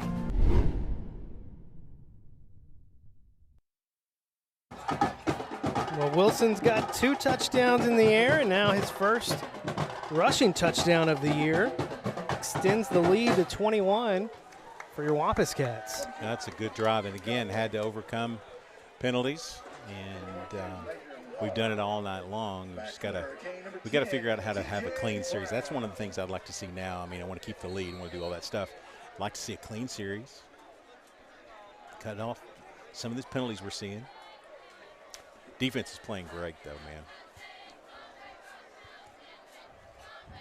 Little different setup here for Major.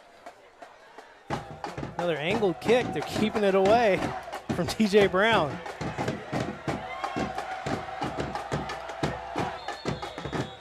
And a nice return for the Hurricane. Yeah, you know, it looked like a lot, and it was a good return, but he went wide so far, we were able to catch it up. So he was running laterally, didn't get him a lot. All right, so now you got Noah Files out. Seeing a lot tonight in the backup position of Camarion Williams, number 16 out there, closest to the bottom right-hand side of your screen. Doing a great job tonight. Really long safety. Playing man now. Now we're rotated out. Ooh. Hand off to Brown. Brown. Whew. Might have been a touchdown saving tackle from R.J. Chapman as Brown was into the second level. Yeah, that was a not sure what we got there. They've stopped the clock, but what they ran past, had a run blitz on, they popped it. We almost got there, and they got to the second level pretty quick. See Whit Williams out there. Whit, just a junior, right? Yep. Yeah. Yep. Also a baseball player. He pitches. Comes from a really good athletic family. He's got all the tools. Big dude, too. I mean, he looks the part of a linebacker. Yeah. He's backing up J.P. Saxton as we start the season, but like we said, we expect to see a lot of guys rotating in on the defensive line, linebacker, and in the safeties especially. Yeah, the auditions are still up for a lot of folks. 1st and 10. I'll give it to Brown. Good tackle there. That was Whit. Whit Williams with the tackle. And he'll come out. J.P. Saxon checking back in. Joe Washington, Justice Hills getting back on the field. Major Mahar, or no, not Major Mahar, Major James coming Major off. James in there, yeah. Major James, sophomore, playing some defensive end this year. Son of Coach James. I loved in our coaches show when Coach James said, you know, if I was a parent, and then he goes, well, I am a parent. I got a kid playing too. That cracked me up. Coming off the edge. Brown. Just slippery out there. It's another first down for Jonesboro. Yeah, they got into the second level there pretty quick. We had to catch him from the backside with Justice Hills off the defensive end side. They found a little something up the middle here. Ball marked at the 44 as Jonesboro has gotten on the other side of the field. Pretty close to the starting team out there now. Trayvon Logan. Ooh. Oh. Kanate couldn't quite wrap it all up, but R.J. Chapman finishing it off. Justice Hills getting back in the backfield too, and that's really, really nice. Great job, great look. Who was that had the initial hit? That was Malik Kanate. Jr. got the initial contact. Boy, stopped him right there on a dime, and then the cavalry came in. They cleaned it up. That was nice. I'm telling you, man, R.J. Chapman, different dude. Yeah, dude, he is physically. Wow. He's been in the weight room a bit. That's a motion. They're not going to call it because they're checking out of a play, but he jumped out. Second and long now.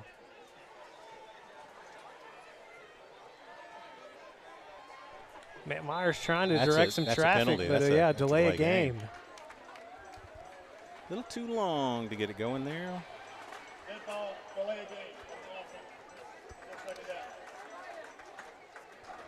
Yeah, so you got Hills out on the right defensive end, and you got Kanate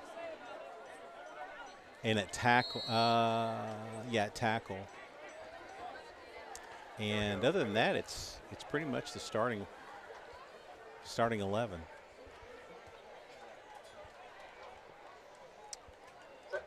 .414 and ticking here. Oh, bad snap over Myers' head. Picks it up off the bounce, and he's just going to go down. Down by contact by Justice Hill. That's the easiest sack he'll get all year. Nice. Pad the stats, young man. Pad the stats. I'd take it. Oh, you bet. That is, wow. I'm trying to do the math. I've lost track. I mean, they were on the other side of the field, and now I think they were at like the 44. Yeah, 42. I was going to say 42, 41. They're calling it third and 41. Wow. All right, don't let anybody. They were playing center field action here. There is it's Hail Mary time here. Jonesboro has trips here on the near side. Might see them pop a draw here just because it's so impossible, almost impossible. It's not impossible. They might pop a draw here just to get some yards back and give us a long field to try to go. Play clock down to 2. They're going to have to call a timeout. Yeah. Timeout on the field. We will take it as well. Conway up 28-7, 3:09 to go here in the first half. You're watching Conway football on Conway Corp. When you choose Conway Regional, you're choosing more than just exceptional care. You're choosing a healthcare provider deeply rooted in your community, where our doctors and staff are your neighbors and friends.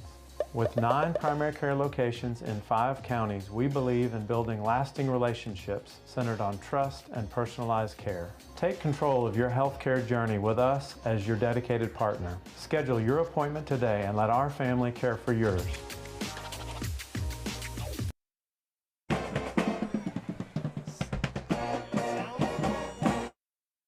The sounds of football, Tim Roach. Yeah, and I was spending my time looking at our new athletic director, Greg Hughes, out there with Marcel Goins, the assistant athletic director. They're working the what is that? The east end zone. Just hands on hips, disgusted with the amount of penalties. Yeah. Just absolutely disgusted. If I could read his mind, that's what I'd say. Yeah, I don't. Yeah, that you sounds don't doubt right. That, do you? Yeah, no, it sounds right. 3rd and 41. Yes, you heard that right. 3rd and 41. Yeah. They set up the screen out on the far side to Bell. Bell's going to get a nice chunk of it back, but good safe play. Still going to be 4th and probably 20 plus. 4th and forever. having some timeout. having some Conway? technical difficulties here on the Conway Corp camera guys over there. His camera. I don't know if his whole camera went off or just his monitor, but we'll take a look at it during this break. Yeah. Back in 30 seconds. Education is all about vision. It requires commitment, investment. So we pour ourselves into Conway students and teachers, schools, and scholarships. A brighter future? Now that's powerful. Conway Corp. Always on. Conway Regional has been the community's hospital for more than 100 years, providing high-quality, compassionate care. As our community continues to grow, we're growing alongside you to ensure all of your healthcare needs are met right here in Conway. Our award-winning team, led by board-certified interventional cardiologists and emergency physicians, delivers one of the state's best door-to-balloon times for emergency heart care when you need it most. So when you are facing a heart emergency, trust the care you will find down the hallway, not down the highway.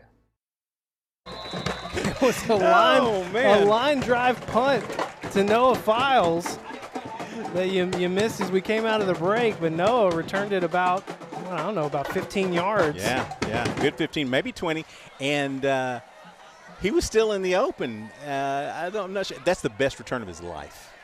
He'll tell me that that's not probably, but that looked really good. All right, look at who's at quarterback. Wesley Tapp entering the action. We heard from Coach James that he wanted to see both quarterbacks in meaningful downs tonight. He's getting the 2-minute warning, doing a 2-minute drill here. Tapp will hand it off to Davis. First play of this drive. Davis gets a nice pickup on first down. I just discovered and just listened to myself how ludicrous it is for me to say, well, we got the hurry up offense in. It's like Seems every play. A little redundant. It's a little bit of every play. 2nd and 6. Tapp coming near side, finds McCray for the first down. Oh, great throw on the boundary, great catch, great route, got us out of bounds. Plenty of time, 2:13 left. Max was breaking open late. Oh, that'd been juicy. C.J. Neely on the field. Tapp going deep, lofting it up for Kordsmeyer. It's picked off. No penalty. It looked like Kordsmeyer was coming back into contact. But like you said, no flag called, and it's going to be a turnover for your Wampus Cats.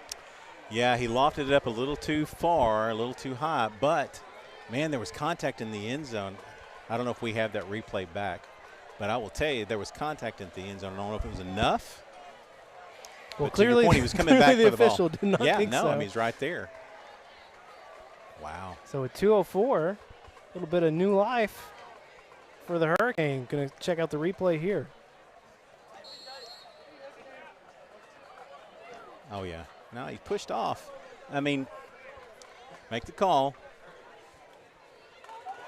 Wow. Instead, it'll be 1st and 10 for the Hurricane from the 30. Myers stepping up under pressure. Threw that into a little bit of a dangerous area. Yeah, but I mean, he threw it into. I mean, it was space. I mean, the closest player there was Noah Files. Great pressure on the backside by your defensive line caused that. We had a guy hanging on him as he was throwing, so no chance there.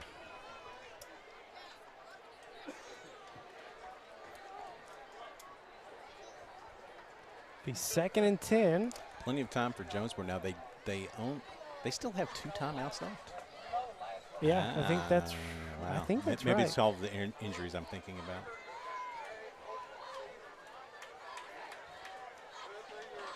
A handoff.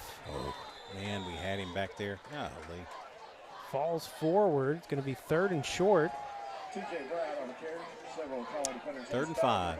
3rd down.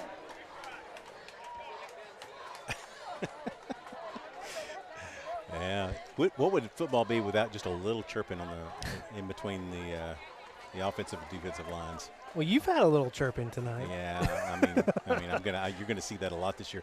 All right, so they tried to rush there. They're not. It doesn't look like they're super serious at that point. Now they may go long. They don't want to give us any time to run anything. Yeah. 3rd and 5, handoff to Brown. Didn't get it. MJ Jones. Great tackle. Stayed with it. Had the block. Brings up 4th and 2. They'll try to take it down as far as they can, which is going to be down to about 30 seconds. Yeah. Surprised Conway not calling a timeout here?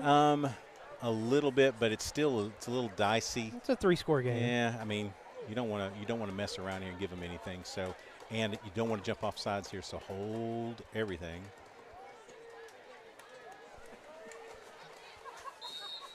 Wow. Timeout. Yeah. Got it all the way down. Call timeout. Oh, man. That's interesting. If they hadn't got that call in. All right, well, we'll take a quick timeout as well. Back in 30 seconds on Conway Corp.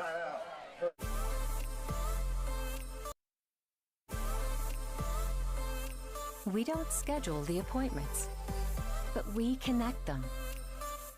We don't read the x-rays, but we stream them. We don't handle the procedures, but we power them. Here's to running the things that make business run smoothly. Conway Corp, always on.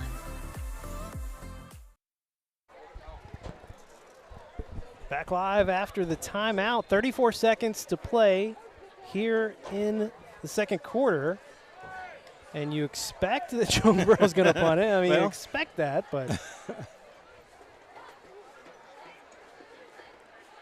So we're playing it safe. We have not dropped anybody back, and Jacobe they're thinking about it, waiting for him to drop. Now we're going back deep. Myers will punt it back. Good punt. Another deep punt, wow. Inside the 20. Noah Files just going to have to land on it. Tried to pick it up off the bounce and was a little unsuccessful, so he'll just fall down on it. Noah's going to run some laps later. Yeah. JP saying, Noah. What are you doing? You don't do that ever again. Don't do that ever again. Yeah, that's one you just leave alone. You got 25 seconds. It's not going anywhere. He'll learn. He's got it. They will, but it'll be a good coaching opportunity, let's say. We come back here, Grayson Wilson back on the field. We're playing safe. We got Amari Davis all the way back at the 5-yard line. We're gonna take this lead into the house. Grayson will kneel it down. And no timeout call coming from the other side, so that is going to do it for the first half. Still 15 seconds on the clock. But Conway already leaving the field. So. They're waiting. They're getting it. They're getting as close as they can to leaving the field. Waiting for the green light. And mark the time. All right. First half in the books. Conway up 28-7 here on the road in Jonesboro. All right, here's what's going to happen here at halftime. We got a chance this week to speak with the 3 new coaches on staff for your Wampus Cats. It's Ryan Howard, Keegan McDaniel, and Chris Jordan, the new strength coach. So had a great opportunity to speak with all 3 of those guys. Wanted to share that with our viewers so you can get a chance to meet these new guys that have come in and are coaching for your Wampus Cats. So we're going to have that interview here at the half. And, once we get through all that, we'll come back and have some first half stats before the third quarter kicks off. All right, time now for the Conway Regional Health System halftime show.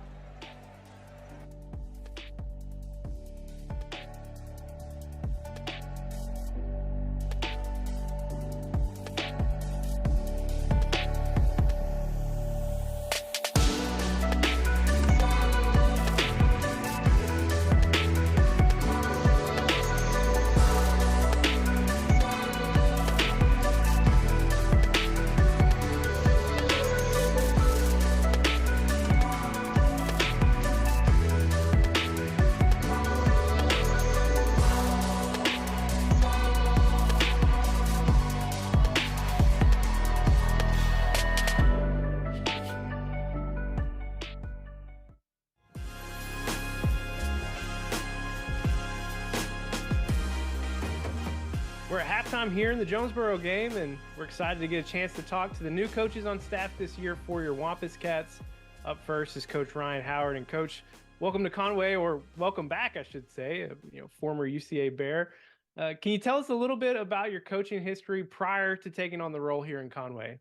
Yeah, most recently was a head coach at CAC this past year, and then before that, I was at the University of Missouri for 2 years, and before that, I was at the University of Central Arkansas for 7 years. So obviously, Conway is a familiar area to me and my family and everything, and it's been a good journey. Learned from some good coaches and had some great experiences through the years. Coach, can you tell us what position or positions you coach for the Wampus Cats, and then follow that up with what's your assessment here as we get ready for the season? Yeah, I coach the quarterbacks and then doing special teams as well. And obviously it's been a process. Obviously a quarterback graduated last year that had a lot of success here, and obviously we got a new quarterback that came in, and then the backup as well with that. And so obviously just a learning curve for everybody, backup tap that's been here, learning the offense and everything, and then transitioning into this role of competing for the starting job. And then obviously we get a move in and Grayson and everything that's learning the offense on the fly, kind of with myself and everything. And so it's been good, seeing a lot of growth in both of them. They've really gotten a lot better since I first got here. And you see two guys playing at a really high level with confidence, and that's only gonna progress as time goes on as well with everything. So I've been pleased with where we're at. We got two young guys as well, with Whit Griffin and John Hunter, and they've really gotten a lot better since spring ball. And so it's been a good room, been good. As far as special teams goes, just it's still a process. Working on techniques, fundamentals is the main thing that we're focusing on, and with that role, and then just competing for the specialist job, kicker, punter, returners, and everything, and just implementing some new things there, which has been good. But I think we're going to have some guys on every unit that are going to be difference makers for us and really help us take special teams to be that third phase of the game and hopefully win some football games for us. Coach, how would you describe your approach and really just your philosophy to coaching in general? Yeah, I mean, I love coaching. I've always been around it. Grew up a coach's kid. I've always been around the game of football. Been able to see some really good coaches and mentors through the years. And for me, it's relationship first. I coach really hard. I'm a very demanding coach. And with that, you gotta really love them. With that, and so I try to really create that relationship there, so that way I can ask and demand a lot from them. It is the biggest thing, and I love the relationship part of it. I love the schematics as well, but just the relationship, seeing the growth, seeing the kids improve and get better every day, not just in football, but make better decisions off the field. Respond to certain situations different, persevere. Just seeing that growth in them is really exciting, and really love that part about being a coach. Coach, thank you for your time, and best of luck as you go through the season. Can't wait to see the impact that you have. Coach Keegan McDaniel with us now, and Coach, welcome to Conway and the Wampus Cat program. Your path to Conway, I think, will be interesting for our viewers. Can you tell us about your coaching history prior to coming to Conway? Yeah, I'm excited to be here. So my path started in Jonesboro, Arkansas. Actually, I went to Arkansas State. I was at Arkansas State. I was blessed to be around multiple good coaches. From there, I went to Auburn. I was at Auburn for a year. I was at the University of Georgia, Louisiana Tech for 3 seasons, Appalachian State for 1, University of Missouri for 2, and then I was at the Rogers School District for the past 2 years prior to coming here. Wow. So Coach, what position do you coach on the team, or positions, and what's your early assessment of your guys? I coach the wide receivers, and my assessment, we've got great kids, man. Kids that are hungry, that want to get better every day. we just got to, continue to get better each and every day, and bring toughness. I mean, that's the one thing that I try to instill in these kids is I want teams to turn on the tape and just fear playing our guys, whether that be speed and getting after people on the perimeter, playing for each other. I talk to our guys. I let them come up with our core values, and our first core value is play for each other. And so when I turn on the tape on Friday night, Saturday morning, that should be the first thing I see is them playing for each other without the ball. That's awesome. Yeah, Coach, how would you describe just in general your approach to coaching and just your overall philosophy? I'm super relationship driven. I don't think players care how much you know until they know how much you care. So the first thing that I've got to do with these guys, and I told them this, is I've got to build trust and respect with them. And I've got to show that I care about them. I care about Max Owens. I don't care about number 15. I care about Cameron Blattman. I don't care about number 3. Like, I'm coaching the player, not the number, if that makes sense. I've got to love these guys up off the field so that I can coach them on the field. Coach Keegan McDaniel, and we're glad to have him. Thanks, Coach. Best of luck this year. Yes, sir. Thank you, guys. Coach Chris Jordan, welcome to Conway. We've been asking all these new coaches. We'd love to hear it from you too, but tell us a little bit about your coaching history prior to coming to Conway. Absolutely. It's great to be here. Great to be a Wampus Cat. Been in the strength and conditioning field for about 16 years. I've coached at every level. I've been in the private sector. I've been in high school. I've been at college. Just previously, I came for the University of Arkansas Pine Bluff, where I was the director for strength and conditioning there for 3 seasons. Prior to that, I was with Coach James at Bryant for 5. And then I've been at Arkansas State. I've been at UCA, and I've been at some different sports facility places around Arkansas. Coach, your strength and conditioning approach, you're legendary in terms of it precedes you here. What is your assessment of the guys? I know that you kind of took over in a spot where you had to grow some guys very quickly. How's it going? Man, it's going great. We're about 12 weeks in, and I can really start to see, we're starting to see the guys really start to change their bodies and change their mindset. They're coming in, they're hungry, and some guys that wouldn't even look me in the eyes when I first got here are coming in just talking mess to me, and I'm loving it because that's going to carry on to the field. It's a mentality that's grown under the bar, because you'll be humbled in the weight room quick. Everyone is. And, if you know how to handle that and how to bounce back, that's definitely goes on to the football field and helps you to, every play counts. You cannot have a conscience out there. You can't dwell on one play. One play can change the game, but you can't depend on that one play. You got to play every play. I'm so glad we're getting to do this because I was just telling someone this past week about how this is already the strongest Conway team that they've ever had, and I was telling this person this is the floor because next year is going to be the strongest team Conway's ever had, and the next year. So it's just it's great to get to talk about this. But Coach, how would you describe your approach and your philosophy to working with these kids? Well, like you said, we're going to be strong, but I believe speed kills. You got to be able to be fast. You got to be able to move side to side, forward and back, and not just be able to do that, but do that repetitively. So, I believe that, you got to be accountable every day. You got to work hard. You got to be consistent. And those 3 things can build a dynasty. And that's what we're hoping to do here. Coach, thanks for joining us. I know it's been great for everyone watching to get to know all you new guys a little better. And we're all excited to see what you contribute to the program. The Conway Regional Health System halftime show continues after this break here on Conway Corp. My name is Dr. Dylan Cruz. I'm a family medicine physician at the Conway Regional Medical Clinic at Prince Street. I grew up in Helena, Arkansas. I went to undergrad at the University of Arkansas in Fayetteville, and I attended medical school at NYIT-Com at Arkansas State in Jonesboro.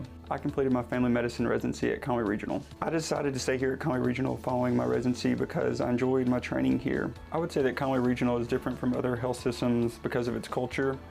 I've always felt very welcome and appreciate the positive work environment that Conway Regional provides. Everybody's friendly and eager to help. There's collaboration throughout the departments, and I feel like the administration is engaged. That's not easy to find at health systems this size. The Conway Regional eye care value that resonates the most with me is accountability. It's important for me to be accountable for my patients, other providers, and the community. During residency, I became a father. Becoming a father gave me a new perspective on overall health. It gave me an importance of taking care of my family and myself. I feel like I'll be able to relate to my patients in new ways I was not able to before. A new perspective on taking care of my family will translate on how I take care of my patients. I'm Reagan Garber. I'm a family medicine provider at Greenbrier Family Medicine. I grew up in Greenbrier, and this community really helped raise me and help me become the person that I am today. So it's an honor and a huge responsibility to come back to start a practice here, but I'm excited to get back to that community. As a mom, I understand the pressure and the stress of raising children, especially when they're sick. So when you come to see me, I want to help take care of them, help get them back to their normal self, but also support you as parents. I hope my patients always feel seen and valued when they leave the clinic. I hope they know that we really hear their concerns and their stresses, and that we want to meet them where they are to help them meet their healthcare needs. So when you come to see me as your provider, you have a whole healthcare team that is focused on your well-being, whether that's our medical assistants, our nurses, or our front desk staff. They're all committed to you and your overall health. When you choose Conway Regional, you're choosing more than just exceptional care. You're choosing a healthcare provider deeply rooted in your community, where our doctors and staff are your neighbors and friends. With 9 primary care locations in 5 counties, we believe in building lasting relationships centered on trust and personalized care. Take control of your healthcare journey with us as your dedicated partner. Schedule your appointment today and let our family care for yours. Every patient is like family at Conway Regional After Hours Clinic, so we understand that fevers, aches, and pains can happen unexpectedly. Trust our After Hours Clinic to provide high-quality, compassionate care in those unpredictable moments. No appointment is necessary, but you can schedule your appointment online. When you choose Conway Regional After Hours, you choose a healthcare provider deeply rooted in your community. Let our family care for yours.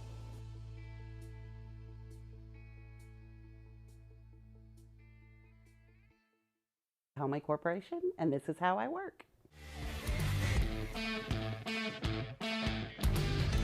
A typical day off?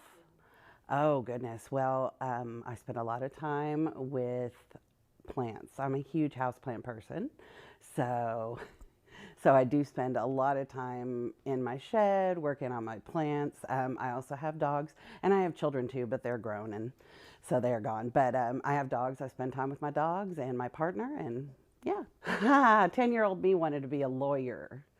Yeah, I talk a lot, which is probably why I ended up in customer service. But yeah, becoming a lawyer did not happen for me, so this is where I am, and I use my mouth to help customers. My favorite part of the job, honestly, is helping the customers. It really makes me happy when I've satisfied the customer and their problem is resolved and they're happy.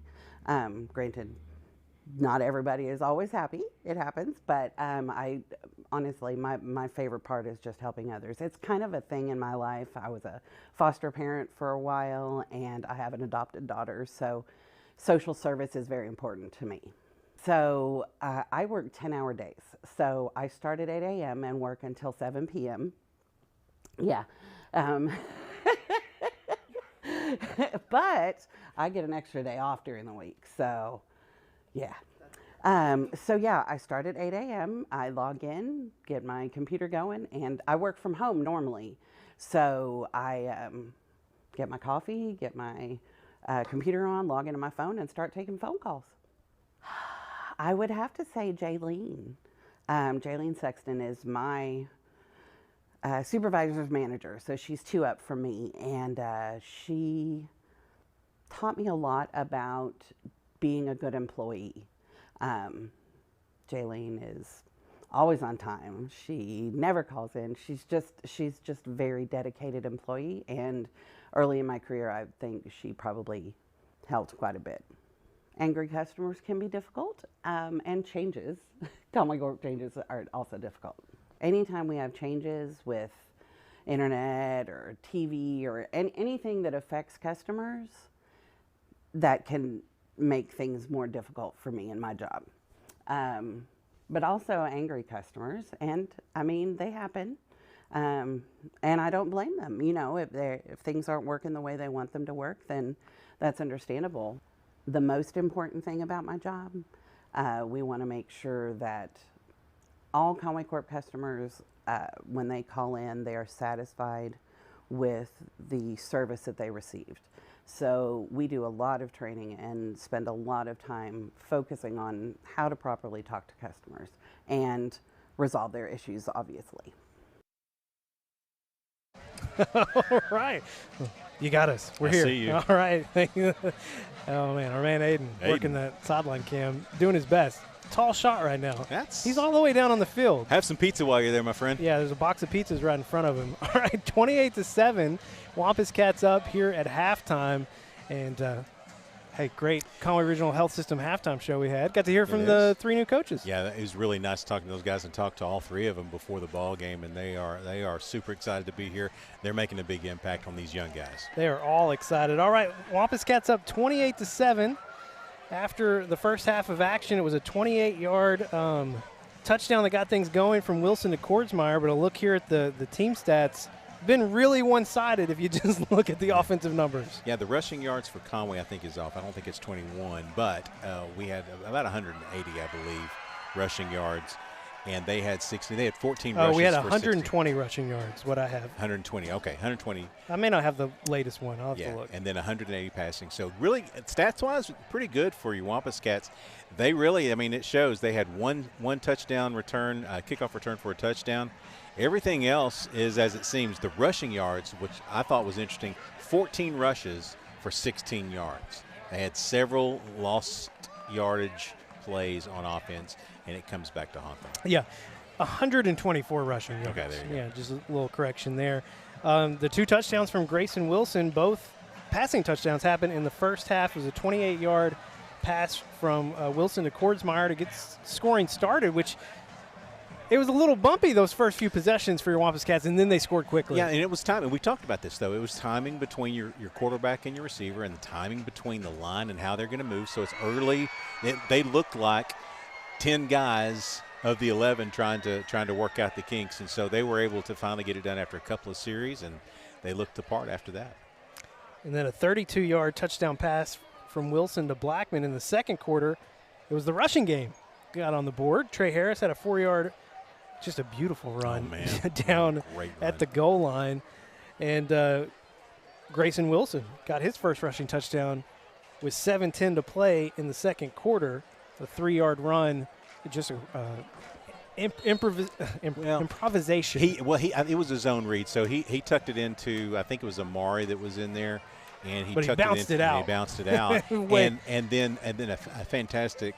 That's the reason why your receivers got to stay engaged. Carter Crow with a fantastic block on the edge to make sure it happened. So you had guys doing the right thing. So when we had 10 penalties in the half, that can't keep happening. And so, again, I think that a lot of that's newness.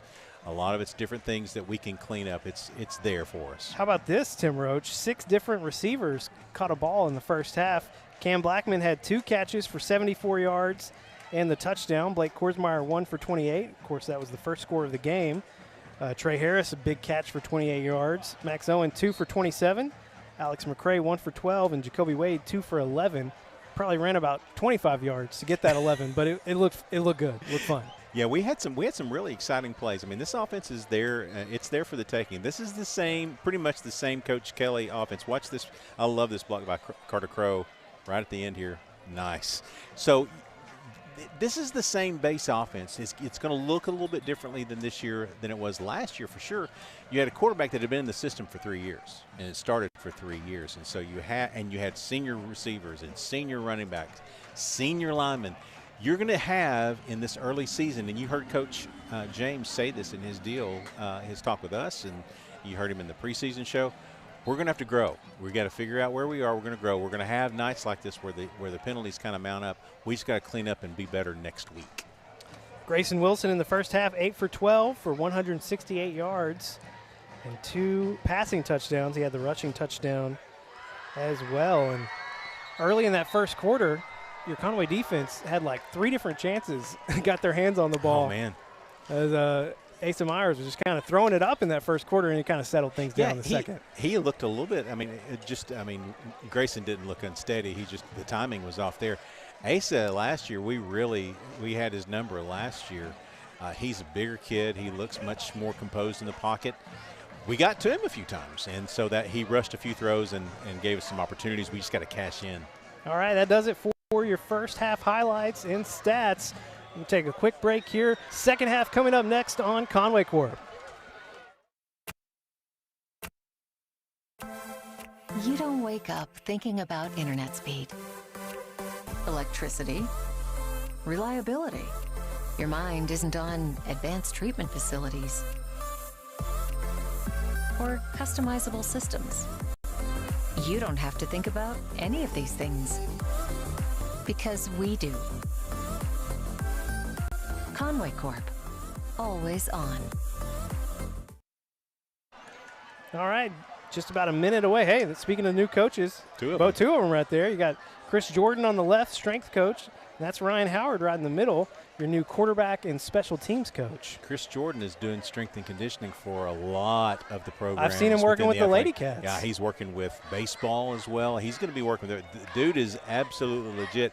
He was with Buck James for several years, built up that strength program, then went to UAPB, and has come back to Conway. And I say come back because he was a UCA Bear for several years. And Ryan Howard was a UCA Bear as well. Man, he got a lot of connections in the Conway area. Hey, what's not to love about coming back to Conway?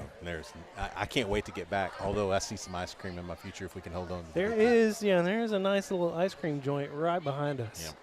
I already had some ice cream today, so I don't know, at the Bulldog in Bald Knob, so I don't think I can partake again. If we clean this thing up, if we can, they're going to make changes as well. They're doing the same thing we did.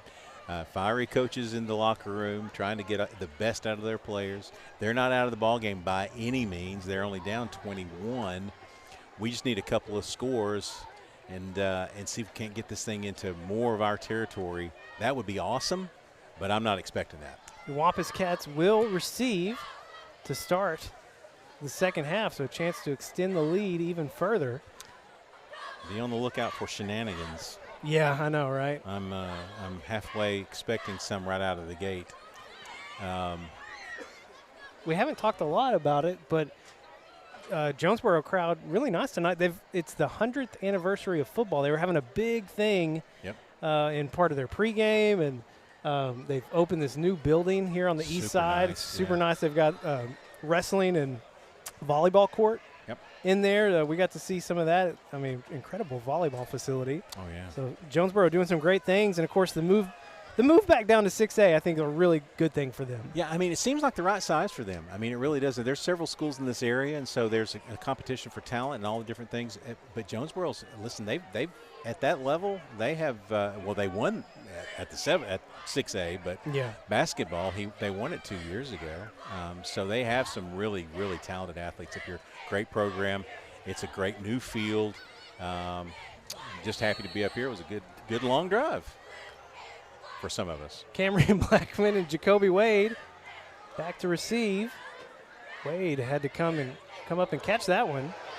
He'll be down just past the 30. Somebody had to run hard to catch up to that ball. Yeah, he did, and he was full head of steam. So somebody laid a Jacobe Wade type hit on Jacobe Wade, and he will take that personally. Trust me. Well, he'll get a chance to. There'll be another one coming. There'll be another one coming back. He has receipts.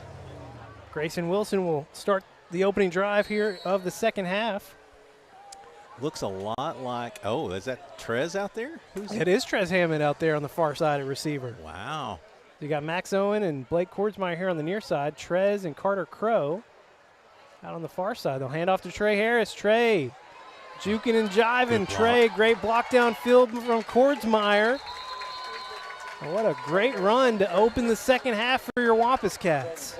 They faked Trey on just a hitch pass, and he stayed right there. I'll be interested to see if they come back to it.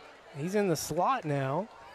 Empty backfield. They'll pitch it to Trez Hammond on the reverse. Trez, dangerous speed out there. I don't even think the chain gang was all set up before that play. No, the speed is a little bit wacky for those guys, but Trez got to the corner quick, didn't he? Yeah, Once he got the ball, it was over. Gain of about 7 or 8 yards. Second and short.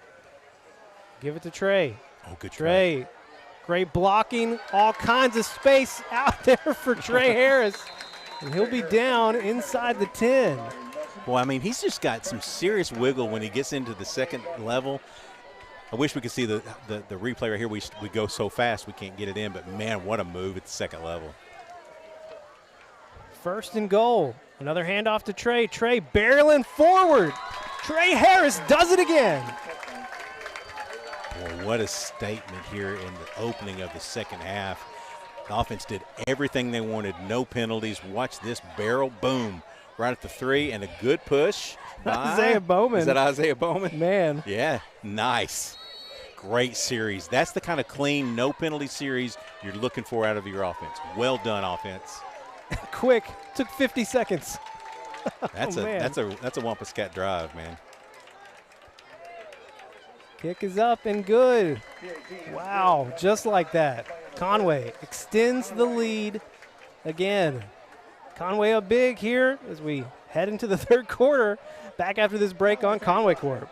The community of Conway continues to be committed to the Wampus Cats, just as Centennial is committed to our customers. Perseverance, commitment, and resilience are key ingredients for success, both on and off the field of play. Whether you are cheering on the Wampus Cats, starting a new business, or planning for the future, Centennial is here for all of life's moments. Let us be your partner. Centennial Bank, member FDIC. Well, I gotta catch my breath, Tim Roach. It happened so fast. It's 51 seconds. You can do that for 51 seconds. That's ridiculous. that is old school Mark Kelly offense. Old school Mark Kelly. I mean, and did we throw it at all? We did. No, I don't know that we did. It seemed like everything was a run there. I think you're right. I might be wrong, but that seemed like everything was a run. Yeah, the Tresham in reverse. That was fun. Keeping it away from T.J. Brown as much as possible, but they've got other weapons too. Another great return here for the Hurricane. Our kickoff coverage team is going to get some work in the next week. We're going to clean that up. I mean, we've got way too many athletes, and they're already coaching them as they come out. You got to love our coaching staff, man. They are working them over as they get close to the sidelines. We'll get that nailed down. That's some cleanup. It was an 8-yard run. And Trey Harris, his second of the night. Looks like everybody is back in the starting rotation here defensively.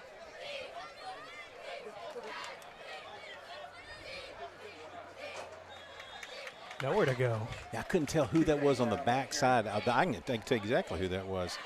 Griffin Sherrod and JP well, met. MJ Jones clogged that up, and there was no place to go. That was just a great job by MJ. Maybe a gain of 1? Maybe. Less than 1, yeah. Well, I think short they're one. just going to call it 2nd and 10 still. Watch for the pass here. Myers Ooh. had time and then didn't. Ooh. It'll be incomplete as he was trying to connect out there.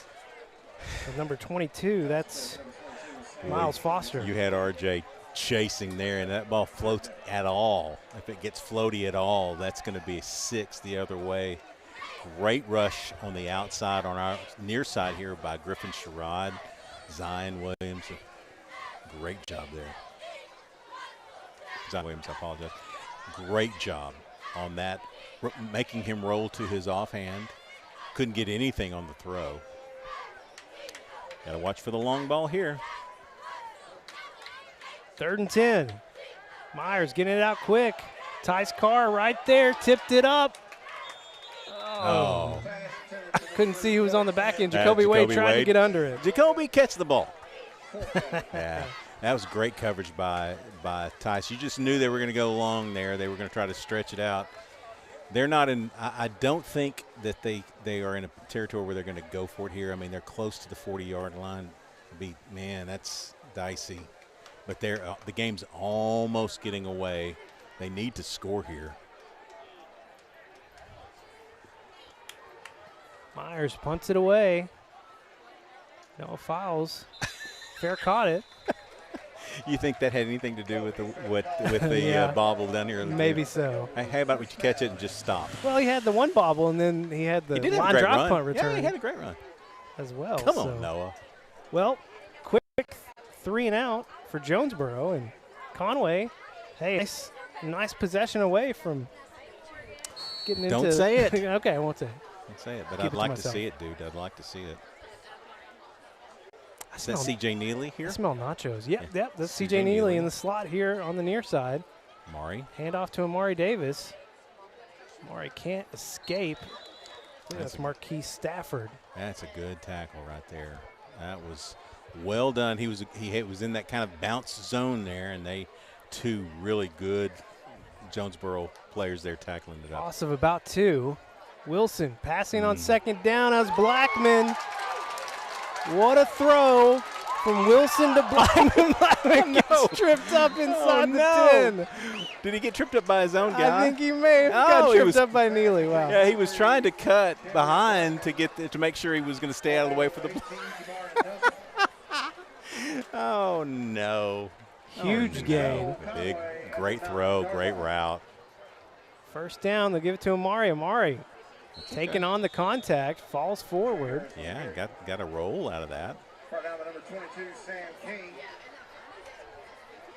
Hard to tell where the ball is exactly. Second and 5. Looks like at the 5. Now? Yeah, it's on the 5. Another handoff to Amari. Amari Ooh, good. Made his way to the left. He's pushing close. Forward just short. Man. They mark him down inside the 1.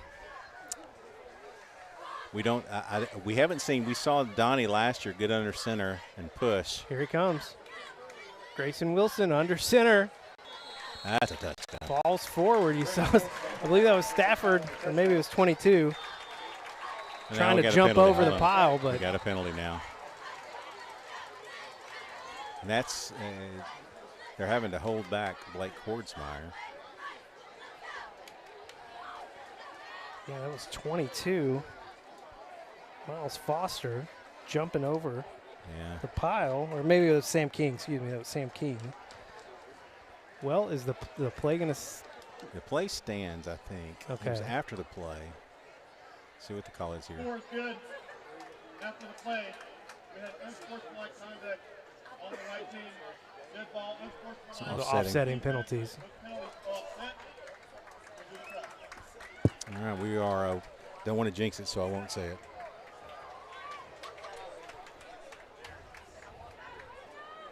I won't say it either. Colin looking at me. I won't say. Don't you say it either, Colin. That's hilarious. Come on, Will. Let's do it. Come on, Will. No pressure, buddy. This is for Terry Brewer back home. Come on, Terry. Egg McMuffin, Terry Brewer? Egg McMuffin, Terry Brewer. That's offsides. We get closer. You call him Egg McMuffin, Terry Brewer. That's ridiculous. It's only one of the best stories you've ever told me. I'm going to feel that on Tuesday. Thanks. Well, I'm sorry. It was a great story. I can't let it go. It's an Egg McMuffin. All right, so we did take. Looks like we took the penalty. You don't see that very often. Reset the tee.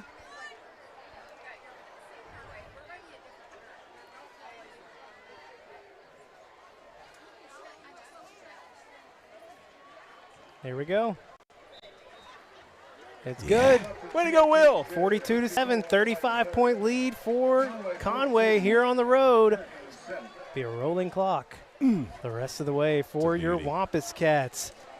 42-7's the score. Back in 30 seconds here on Conway Corp. At First Security, we've been investing in our home state since 1932, growing deep roots and even deeper relationships. We're part of Arkansas. It's part of us. Today, we put all of that history and stability to good use for you, pouring our resources into the people and places we love best. Arkansas communities, Arkansas families, and Arkansas futures. First Security. Think better. A 1-yard quarterback keeper, a little tush push. No tush push, really. You can't do that here, but you know what I mean. He scored. Yeah. So, David, do we have the long pass from Cameron that we could run back? That would be kind of cool. I'd like to see exactly what happened so I can know who to blame. Is it the turf? Is it Cameron? Or is it CJ Neely? You want somebody to blame? I don't want to blame, but I think we might see it after this kick. So you're going to find out. I just want to know. I have to go to bed tonight. Another great angled kick from Major Mahar. Ooh. What a hit. Ooh. Trayvon Logan. It didn't come out. I thought the ball came out. Goodness. Wow. Man, oh, man. That is a lick, young man. All right. Replay coming back here. This is the throw to Cam. Blackman. Look at this. Boop. Right there. Had him beat. Official trying to keep up, so is the defender, and it was CJ. Come on, man. Man, you owe him a cookie. You owe him a cookie. That would have been It's Blackman's ridiculous. second receiving touchdown of the night. We love you, CJ. Oh, man. He was trying hard. That's good. That's okay. We'll clean that up. Like I said, running clock the rest of the second half. Pass out on the far side. That was a nice throw from Myers. Yeah, and you had out there in coverage. We got some new guys. New guys coming in. So in coverage, that was. I see Kyan Allen here on the near side at corner, so I assume the other Traylon corner. Benz. Kylan Russell is also in at corner on the far side. And Gavin Perry is in at safety. Okay. So also see Cameron Parker in at linebacker, number 39. We also saw Traylon Benz out there, was in coverage. 40. Yep, yeah. He's out there.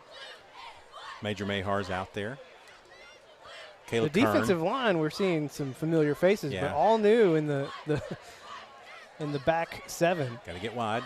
Good cut. TJ Brown doing work. Tackle made by Benz. Yeah, he made a great cut. And I hate to tell you that, but that was a great cut because we were sizing him up. He planted that outside foot and cut it upfield. Nice. Good game. That's Kyan Allen on your screen right there, playing corner now. Myers under pressure. Sacked by Justice Hill. Oh, Justice. Justice is served. Yes. Justice, yes. That is a huge loss. That brings up fourth down and about 10, 12, 22, 23. That is a huge play. That's a huge play.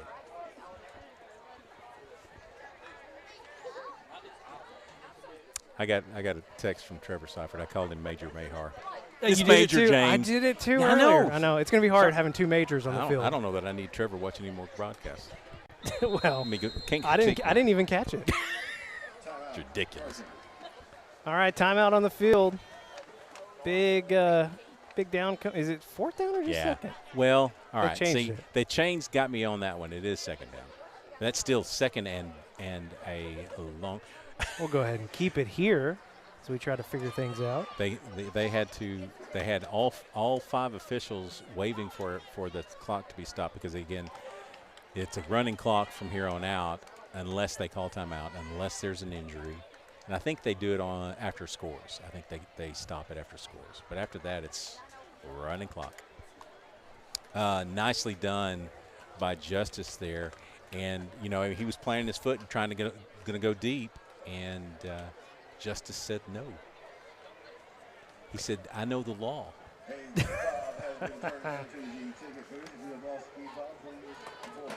Well, Tim, I feel like it was kind of a shaky start to the game for your Wampus Cats. But then, since about midway through the first quarter.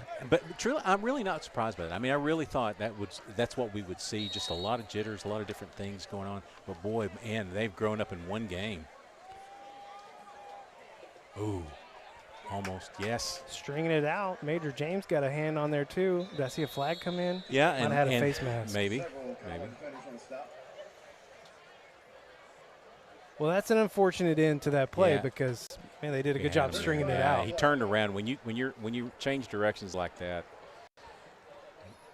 it's incidental, but it is still a face mask.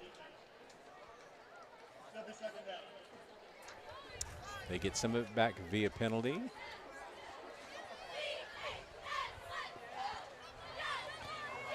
Oh, man, that's going to make it what? Third and or still second down? Yeah, I guess it is.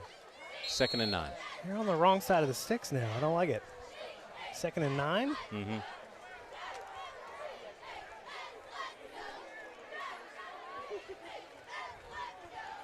Myers going deep. 2 Wampus Cats right there, but a great move by Kellen Smith to come back and catch that. Yeah, he. You had Scaife out there, I believe. Maybe that's not who that is. Well, that's Gavin Perry. That's Gavin Perry. Gavin Perry. You know, he tried to time his jump right and didn't quite get it there. 1st and goal. Just nowhere to go up the middle. Zion Williams right there. Whit Williams in there. Yeah. We've done, other than a couple of runs, we've really done pretty well. Still have a lot of our starters on the defensive line. line. Yeah, they came back in. They rushed back in. So try to get some reinforcements up there.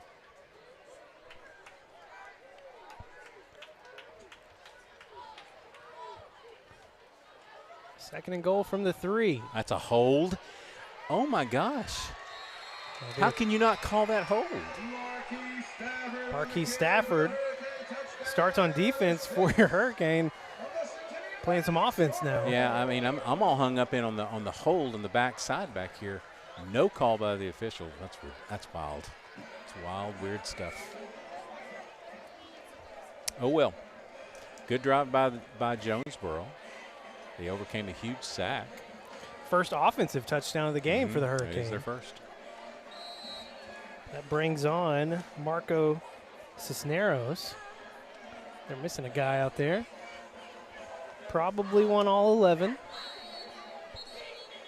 They'll blow this dead as timeout. Oh, they're about to have a delay of game. Yeah. So timeout for the Hurricane. And we'll go ahead and take it as well. Back in 30 here on Conway Corp. You don't wake up thinking about internet speed, electricity, reliability. Your mind isn't on advanced treatment facilities or customizable systems. You don't have to think about any of these things because we do. Conway Corp, always on. Well, Tim was quite spicy during the break. That's the best way I can. I mean, I don't care what the score is. I don't care what the score is. On that backside, that's a hold all day long. And we've been called for 15 holds. Yeah, we've been called for a lot of penalties. And, that's true. And that's a legitimate hold. He should have called that, but oh well. I digress, and I'm already over it. And I don't know if I believe you. Cisneros on for the extra point. And the Hurricane have got 14 now. All right, 42-14, 3:20 to play here in the third quarter. Back with the rest of the third quarter action after this break on Conway Corp.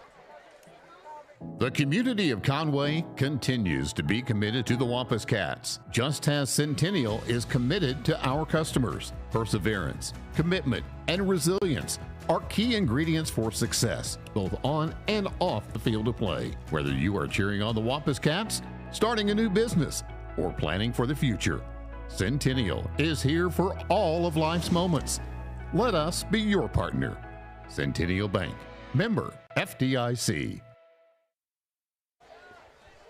Back live here in Jonesboro, the clock rolling again as your Wampus Cats built that 35-point lead with their first score of the second half. So it'll be rolling all the way for the next about 3 minutes, and then the whole fourth quarter as well. Yeah. I'm trying to get myself back in the ball you seem a little down. No, I mean, well, we'll count my guys here. This is going to get me out of it. 1, 2, 3, 4, 5. Got Camryn Blackman and Trez Hammond back. That's a dangerous combo. 18. Huh? Who's that in the middle? Bennett Siegel. Yeah. A sophomore. Is that 18? In the middle. Yeah. Like, okay. up here. I think Zach Colbeth normally keeps that spot. Oh, well, maybe it is 19. I think you may be right. Maybe 18. Offsides. That's definitely 18. Okay. There you go.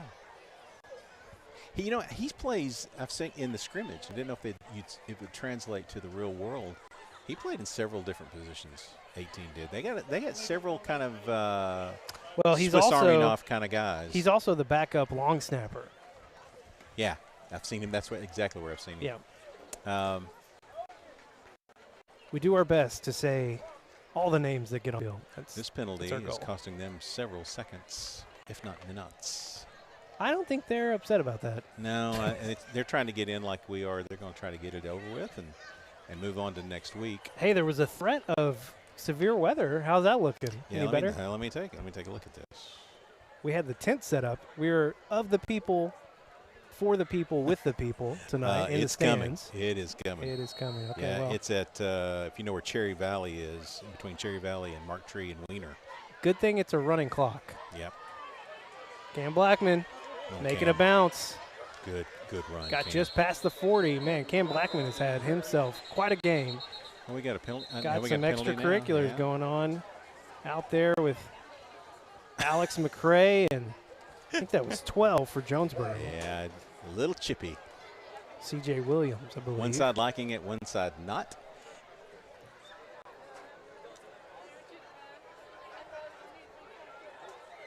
Probably going to be offsetting again, you would expect. Well, I don't expect anything.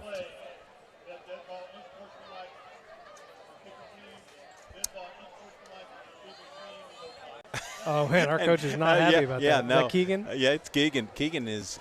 I like the spice that he brings to the ball game. He's like, what are you talking about? If you're juiceless, you're useless. Yes.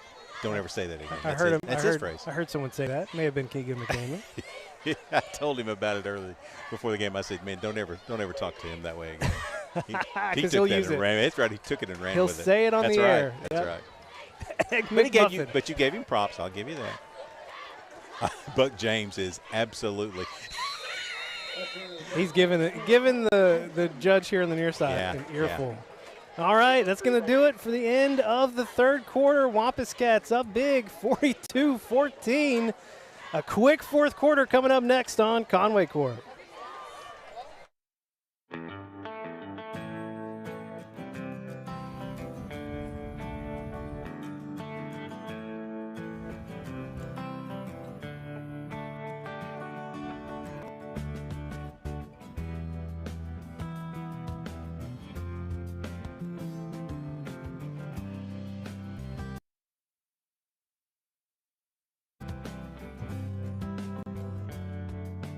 Thank you for your business.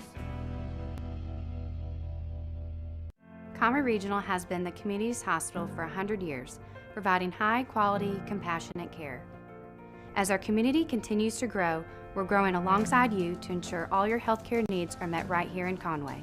When your family needs emergency care, you can trust our board-certified providers to provide you with the comprehensive care you deserve when you need it most. When you're facing an emergency, trust the care you'll find down the hallway, not down the highway.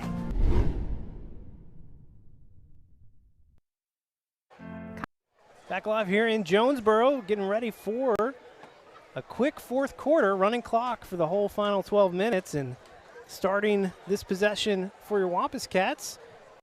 Two new guys in the backfield. Well, Wesley Tapp got a play in earlier, a couple plays in earlier, but Wesley Tapp back out on the field.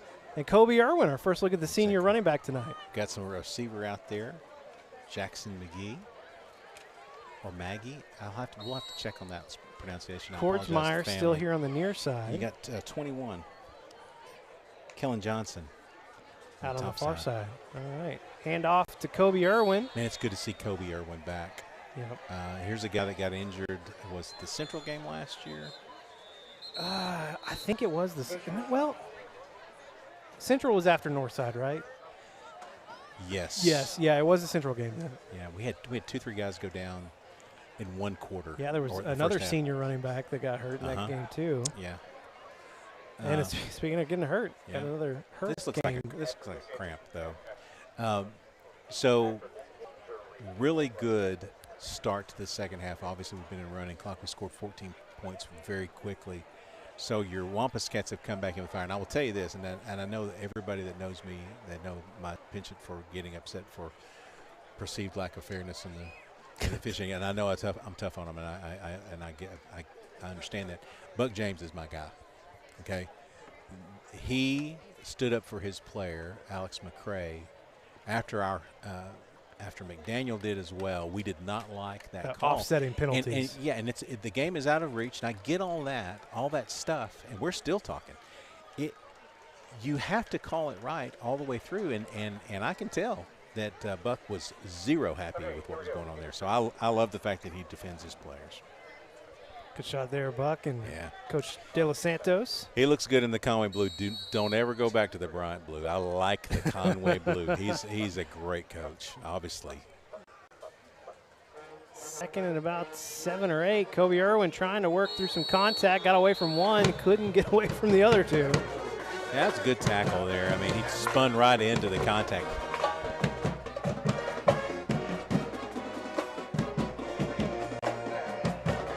Elijah Collum checking in. All right. CJ Neely comes off. Elijah listed as a backup tight end. He's a sophomore. Big body out there. Dude, he's about 6'4", 6'5" as a sophomore, right? He's a sophomore? Yeah. Yeah. Edge. Ball on the ground. Good. Jump back on it. Yeah, Tap got back on it. That outside edge has been a problem for us tonight. They've added a couple of guys that they throw up there late. He made a good solid contact on Tap, and we were lucky to get the ball back there. 15 has been a problem tonight. Now we got the punt team coming in. Looks like we got Tice, Carr. We haven't seen the punt team yet tonight. Tice, Carr, and Trez are the gunners. I think we have seen the punt team one time. Did they punt it one time? Yeah. 'Cause I remember seeing Major out there. That's right. Once. We had to our first series. Had one punt tonight for 45 yards. Nice looking punt back in the first half. Yep, I remember that now. Another good punt. Nope, takes a Jonesboro bounce. Jump on it. JP. Hey, that is Stephon. I believe that's Stephon Wade that was out there. It's either him or Henderson Ely. Where? Out on the coverage? Yeah. Okay. Just coming off the field. 258's on the roster. Okay. But I think it might be Wade. So you got Perry out there. Colin Russell. Colin Allen are the corners. Benz is running as a linebacker. Got 44 out there. That is Rodney Chapman is out there in the middle. Rodney Chapman, of course, I think related to R.J. Chapman. Uh-oh. T.J. Jones gone. Oh, great effort there. Great effort by Colin Russell trying to get to his feet. Just couldn't catch up to him. T.J. Brown going to get another touchdown here tonight. Yeah, that was right up the gut. Just didn't close down from the middle of the second level there, and once he got past the linebackers, it was over. Good effort that time by Colin Russell to try and chase him down. Thought maybe for a second he'd have him at the 10. Marco Cisneros. Extra point is good. Lead cut down to just 3 scores, 42-21. 8:49 to go here in the fourth. Back after this break on Conway Corp. Conway Regional has been the community's hospital for more than 100 years, providing high-quality, compassionate care. As our community continues to grow, we're growing alongside you to ensure all of your healthcare needs are met right here in Conway. Our award-winning team, led by board-certified interventional cardiologists and emergency physicians, delivers one of the state's best door-to-balloon times for emergency heart care when you need it most. So when you are facing a heart emergency, trust the care you will find down the hallway, not down the highway. Tim Roach, you had heard that the band was just bringing a pep band to Jonesboro. It looks more than peppy. Seems like a full band to me. Yeah, I don't know. I can't tell. I don't know if that's a full band. It may be just kind of a mid-range. Well, they're filling up a whole section of these visiting stands, and I love it. Looks good. Sounds good. All right, 21-point lead with a running clock. Doesn't matter that they're down below 35, but they have scored twice since we enacted the sportsmanship rule. You may start to see a few more and you don't familiar like that. faces. You don't no, like that? because you were trying to put everything up. You also may see the Wampus Cat offense slow down a little bit, but we almost gave up the fumble there on the sack. So now you got to watch for shenanigans and all the other stuff.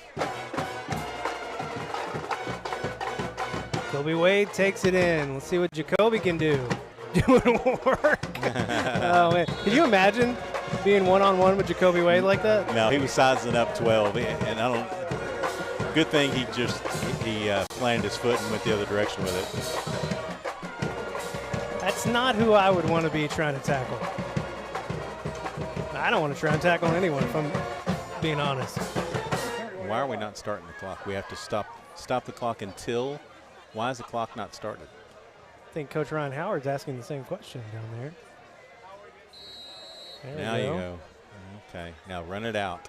Another look at Wesley Tapp. Run the clock. The clock is not running. Run the clock. Tim Roach will not stand for this. I mean,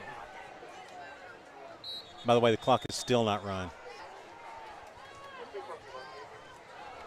Yeah, come on. We gotta do something here. Finally. Well, I mean, that was like 30 seconds that could have been gone. Yeah. 100 years of football. They want 100 years and a few more minutes. That's what they want. That'll be 2nd and 10 after no gain. Flag out on the far side. Seems like offsides against, or a false start rather, against your Wampus Cats. That guy right there on that side is has called every penalty for Jonesboro, and you get a lot of. Why is the clock stopped? Yeah, why again? is the clock? What are we doing? Oh my gosh! Just think about the ice cream. Yeah, I mean, I'm trying to, but I can't get there because. Tapp gonna get the pass here. Nope. Under pressure, took a hit, got the throw off. Fall incomplete, man. Big hit on. That's the Wesley same guy. Tapp. Yeah, it's the same guy. Treo McJoy out on the field for your Wampus Cats. Receiver here on the near side, him and CJ Neely. Out on the far side, got Kellen Johnson and Elijah Collum. We have not solved the outside edge rush. We're going to do that this week. I guarantee it. 3rd and 15.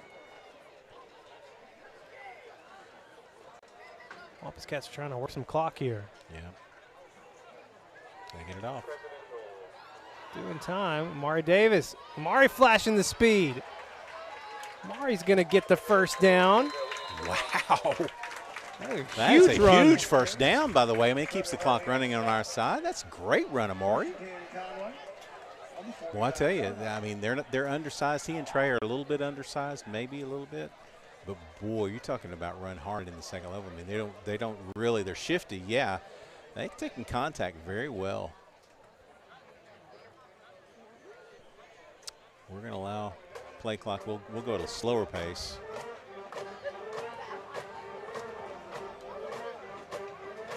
Hand off to Amari. Amari finds another seam. Amari Davis.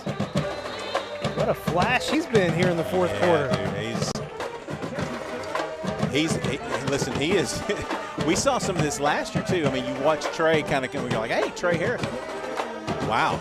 Amari Davis. They're built very similarly. They have similar running styles, so you don't lose anything. You don't have to change your pace. Now, Kobe Irwin's a change pace guy. And we were going to have Will Moore, who's not going to be available for a long time, but as really a downhill runner. But I like what I'm seeing out of the running game.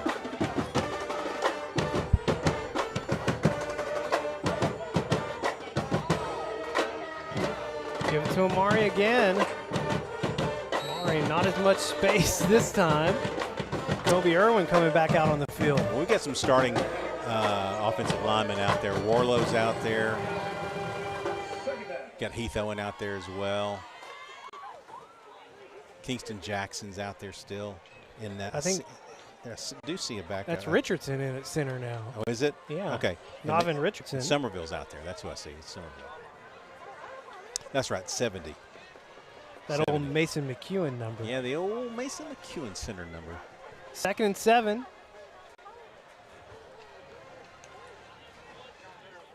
Another handoff this time to Kobe Irwin. He's going to fall forward for about a yard. Yeah, hopefully our offensive line gets up. You see those guys get rolled up a little bit. It's always a little bit scary. That was somewhere we got up. Got up though. Good. 3rd and 5. About 3rd and 6 maybe. We'll call it. I'll tell you. You mentioned a while ago McJoy, number 22.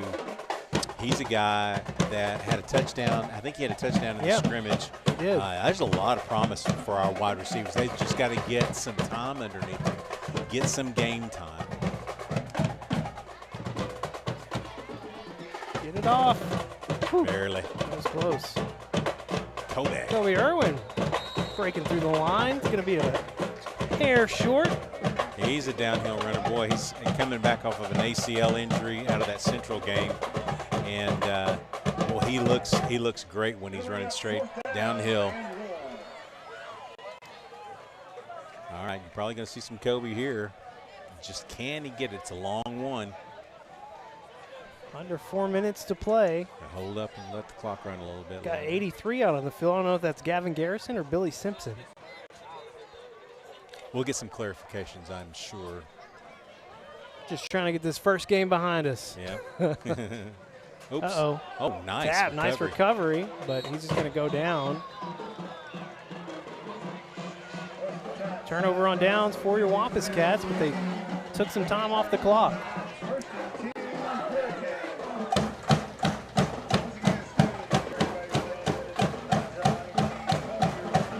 Got some of the second level guys now, some of them.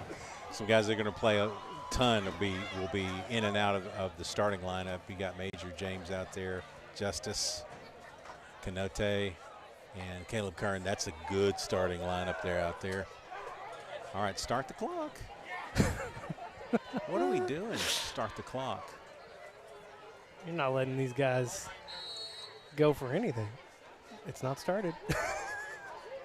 Start the clock. And these officials not really doing anything to enforce it either. Yeah, that's a problem.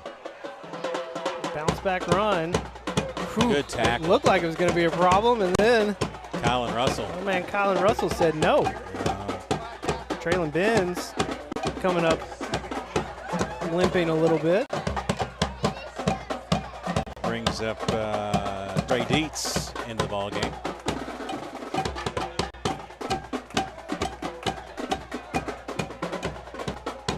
Good news is the clock is running. Yeah, okay. Good. 2nd and 9. Ooh. They had some nice running here late in the game from KJ Anderson. They've stopped the clock again. You don't stop the clock. And the officials are they're doing the whole arm waving, but it is running again, thankfully. Yeah.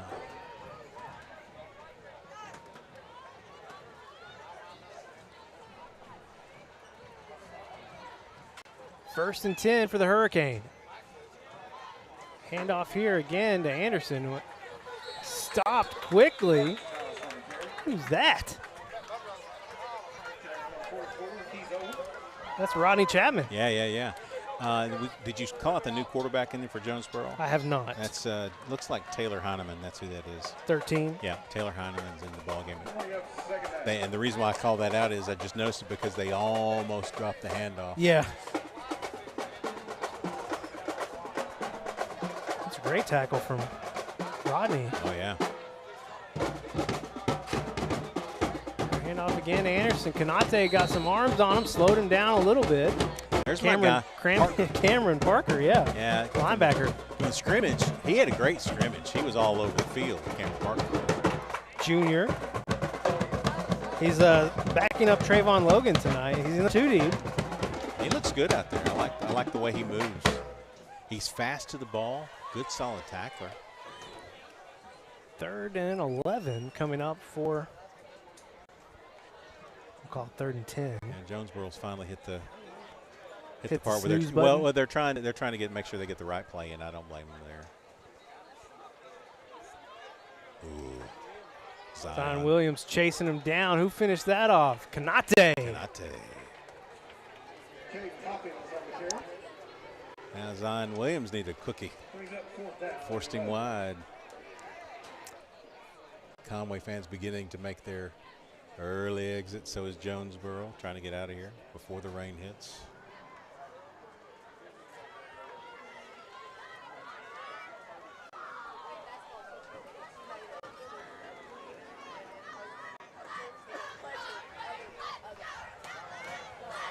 Clock down to under 30 seconds. 4th down, they'll hand it off. Just stop him. Just stop him. That's all we're asking for. 15 seconds, they might try to get one play off. They may be calling it good. I think they're calling it good. All right, they're stopped short. Turnover on downs. They do stop the clock.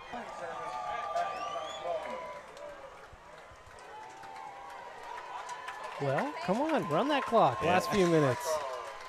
There they go. Okay.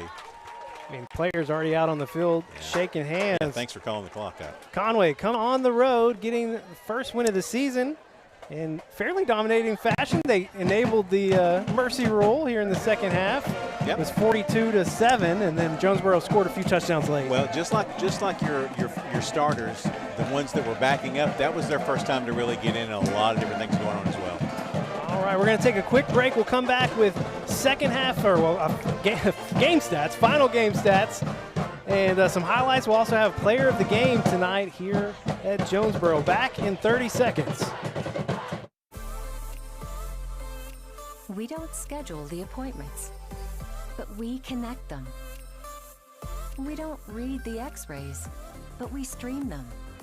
We don't handle the procedures, but we power them. Here's to running the things that make business run smoothly. Conway Corp, always on. When you choose Conway Regional, you're choosing more than just exceptional care.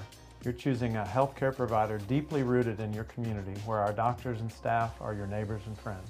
With 9 primary care locations in 5 counties, we believe in building lasting relationships centered on trust and personalized care. Take control of your healthcare journey with us as your dedicated partner. Schedule your appointment today and let our family care for yours. All right, back live here in Jonesboro, closing things down. First one in the books, Tim Roach. It was not without its moments, but I will tell you, overall, after the first couple of series on both sides of the ball, we were able to kind of get it pulled together and kind of show the strength of the Wampus Cat on defense and offense. And we got a few things from the back end to clean up as well, but lots of coaching to come out of this game. All right, our inaugural player of the game here for the 2024 season. I mean, who else? It's got to be Grayson Wilson. Absolutely. 228 passing yards tonight for the senior. He had 33 rushing yards, but 4 total touchdowns. Had 2 in the air in the first quarter, and then he had a 3-yard run in the second quarter with about 7:10 to go. And he scored again on a 1-yard touchdown run with 8:54 to play in the third quarter. Well, and he had the pass to Cameron Blackman that was going to go for 6, but the unfortunate trip up there at the very end. But man, what a game! What a great impact to start your Wampus Cat career, and lots of good things for this cat. Look Great at that! night. This throw right here to the very edge. You know, you can see much, but that was a great throw to Kordsmeyer to start off the scoring. He almost had a third touchdown pass. That's what I was talking about. Yeah, he had the one to Cameron, but CJ had other plans. That was the run he strung out. Yeah. All the way to the corner. Yeah. So great first game for the new starting quarterback for your Wampus Cats. Super game. He was brilliant as expected. look at the final numbers here for your Wampus Cats. Total 191 rushing yards on the night, 241 passing yards, 432 total yards of offense. We did have the 1 turnover, 1 interception in the first half, no fumbles. So. And they scored 21 points, but none. Did they score any on the first team defense? Did they have 7 points on the first team defense? Maybe. Well, they didn't score an offensive touchdown. They had the kickoff return. Yeah, that's what I'm saying. So the first team defense really didn't give up much, and then got a little sideways here in the second half, but that was after this mercy rule was enacted. So really good job by your defense and excellent job by your offense.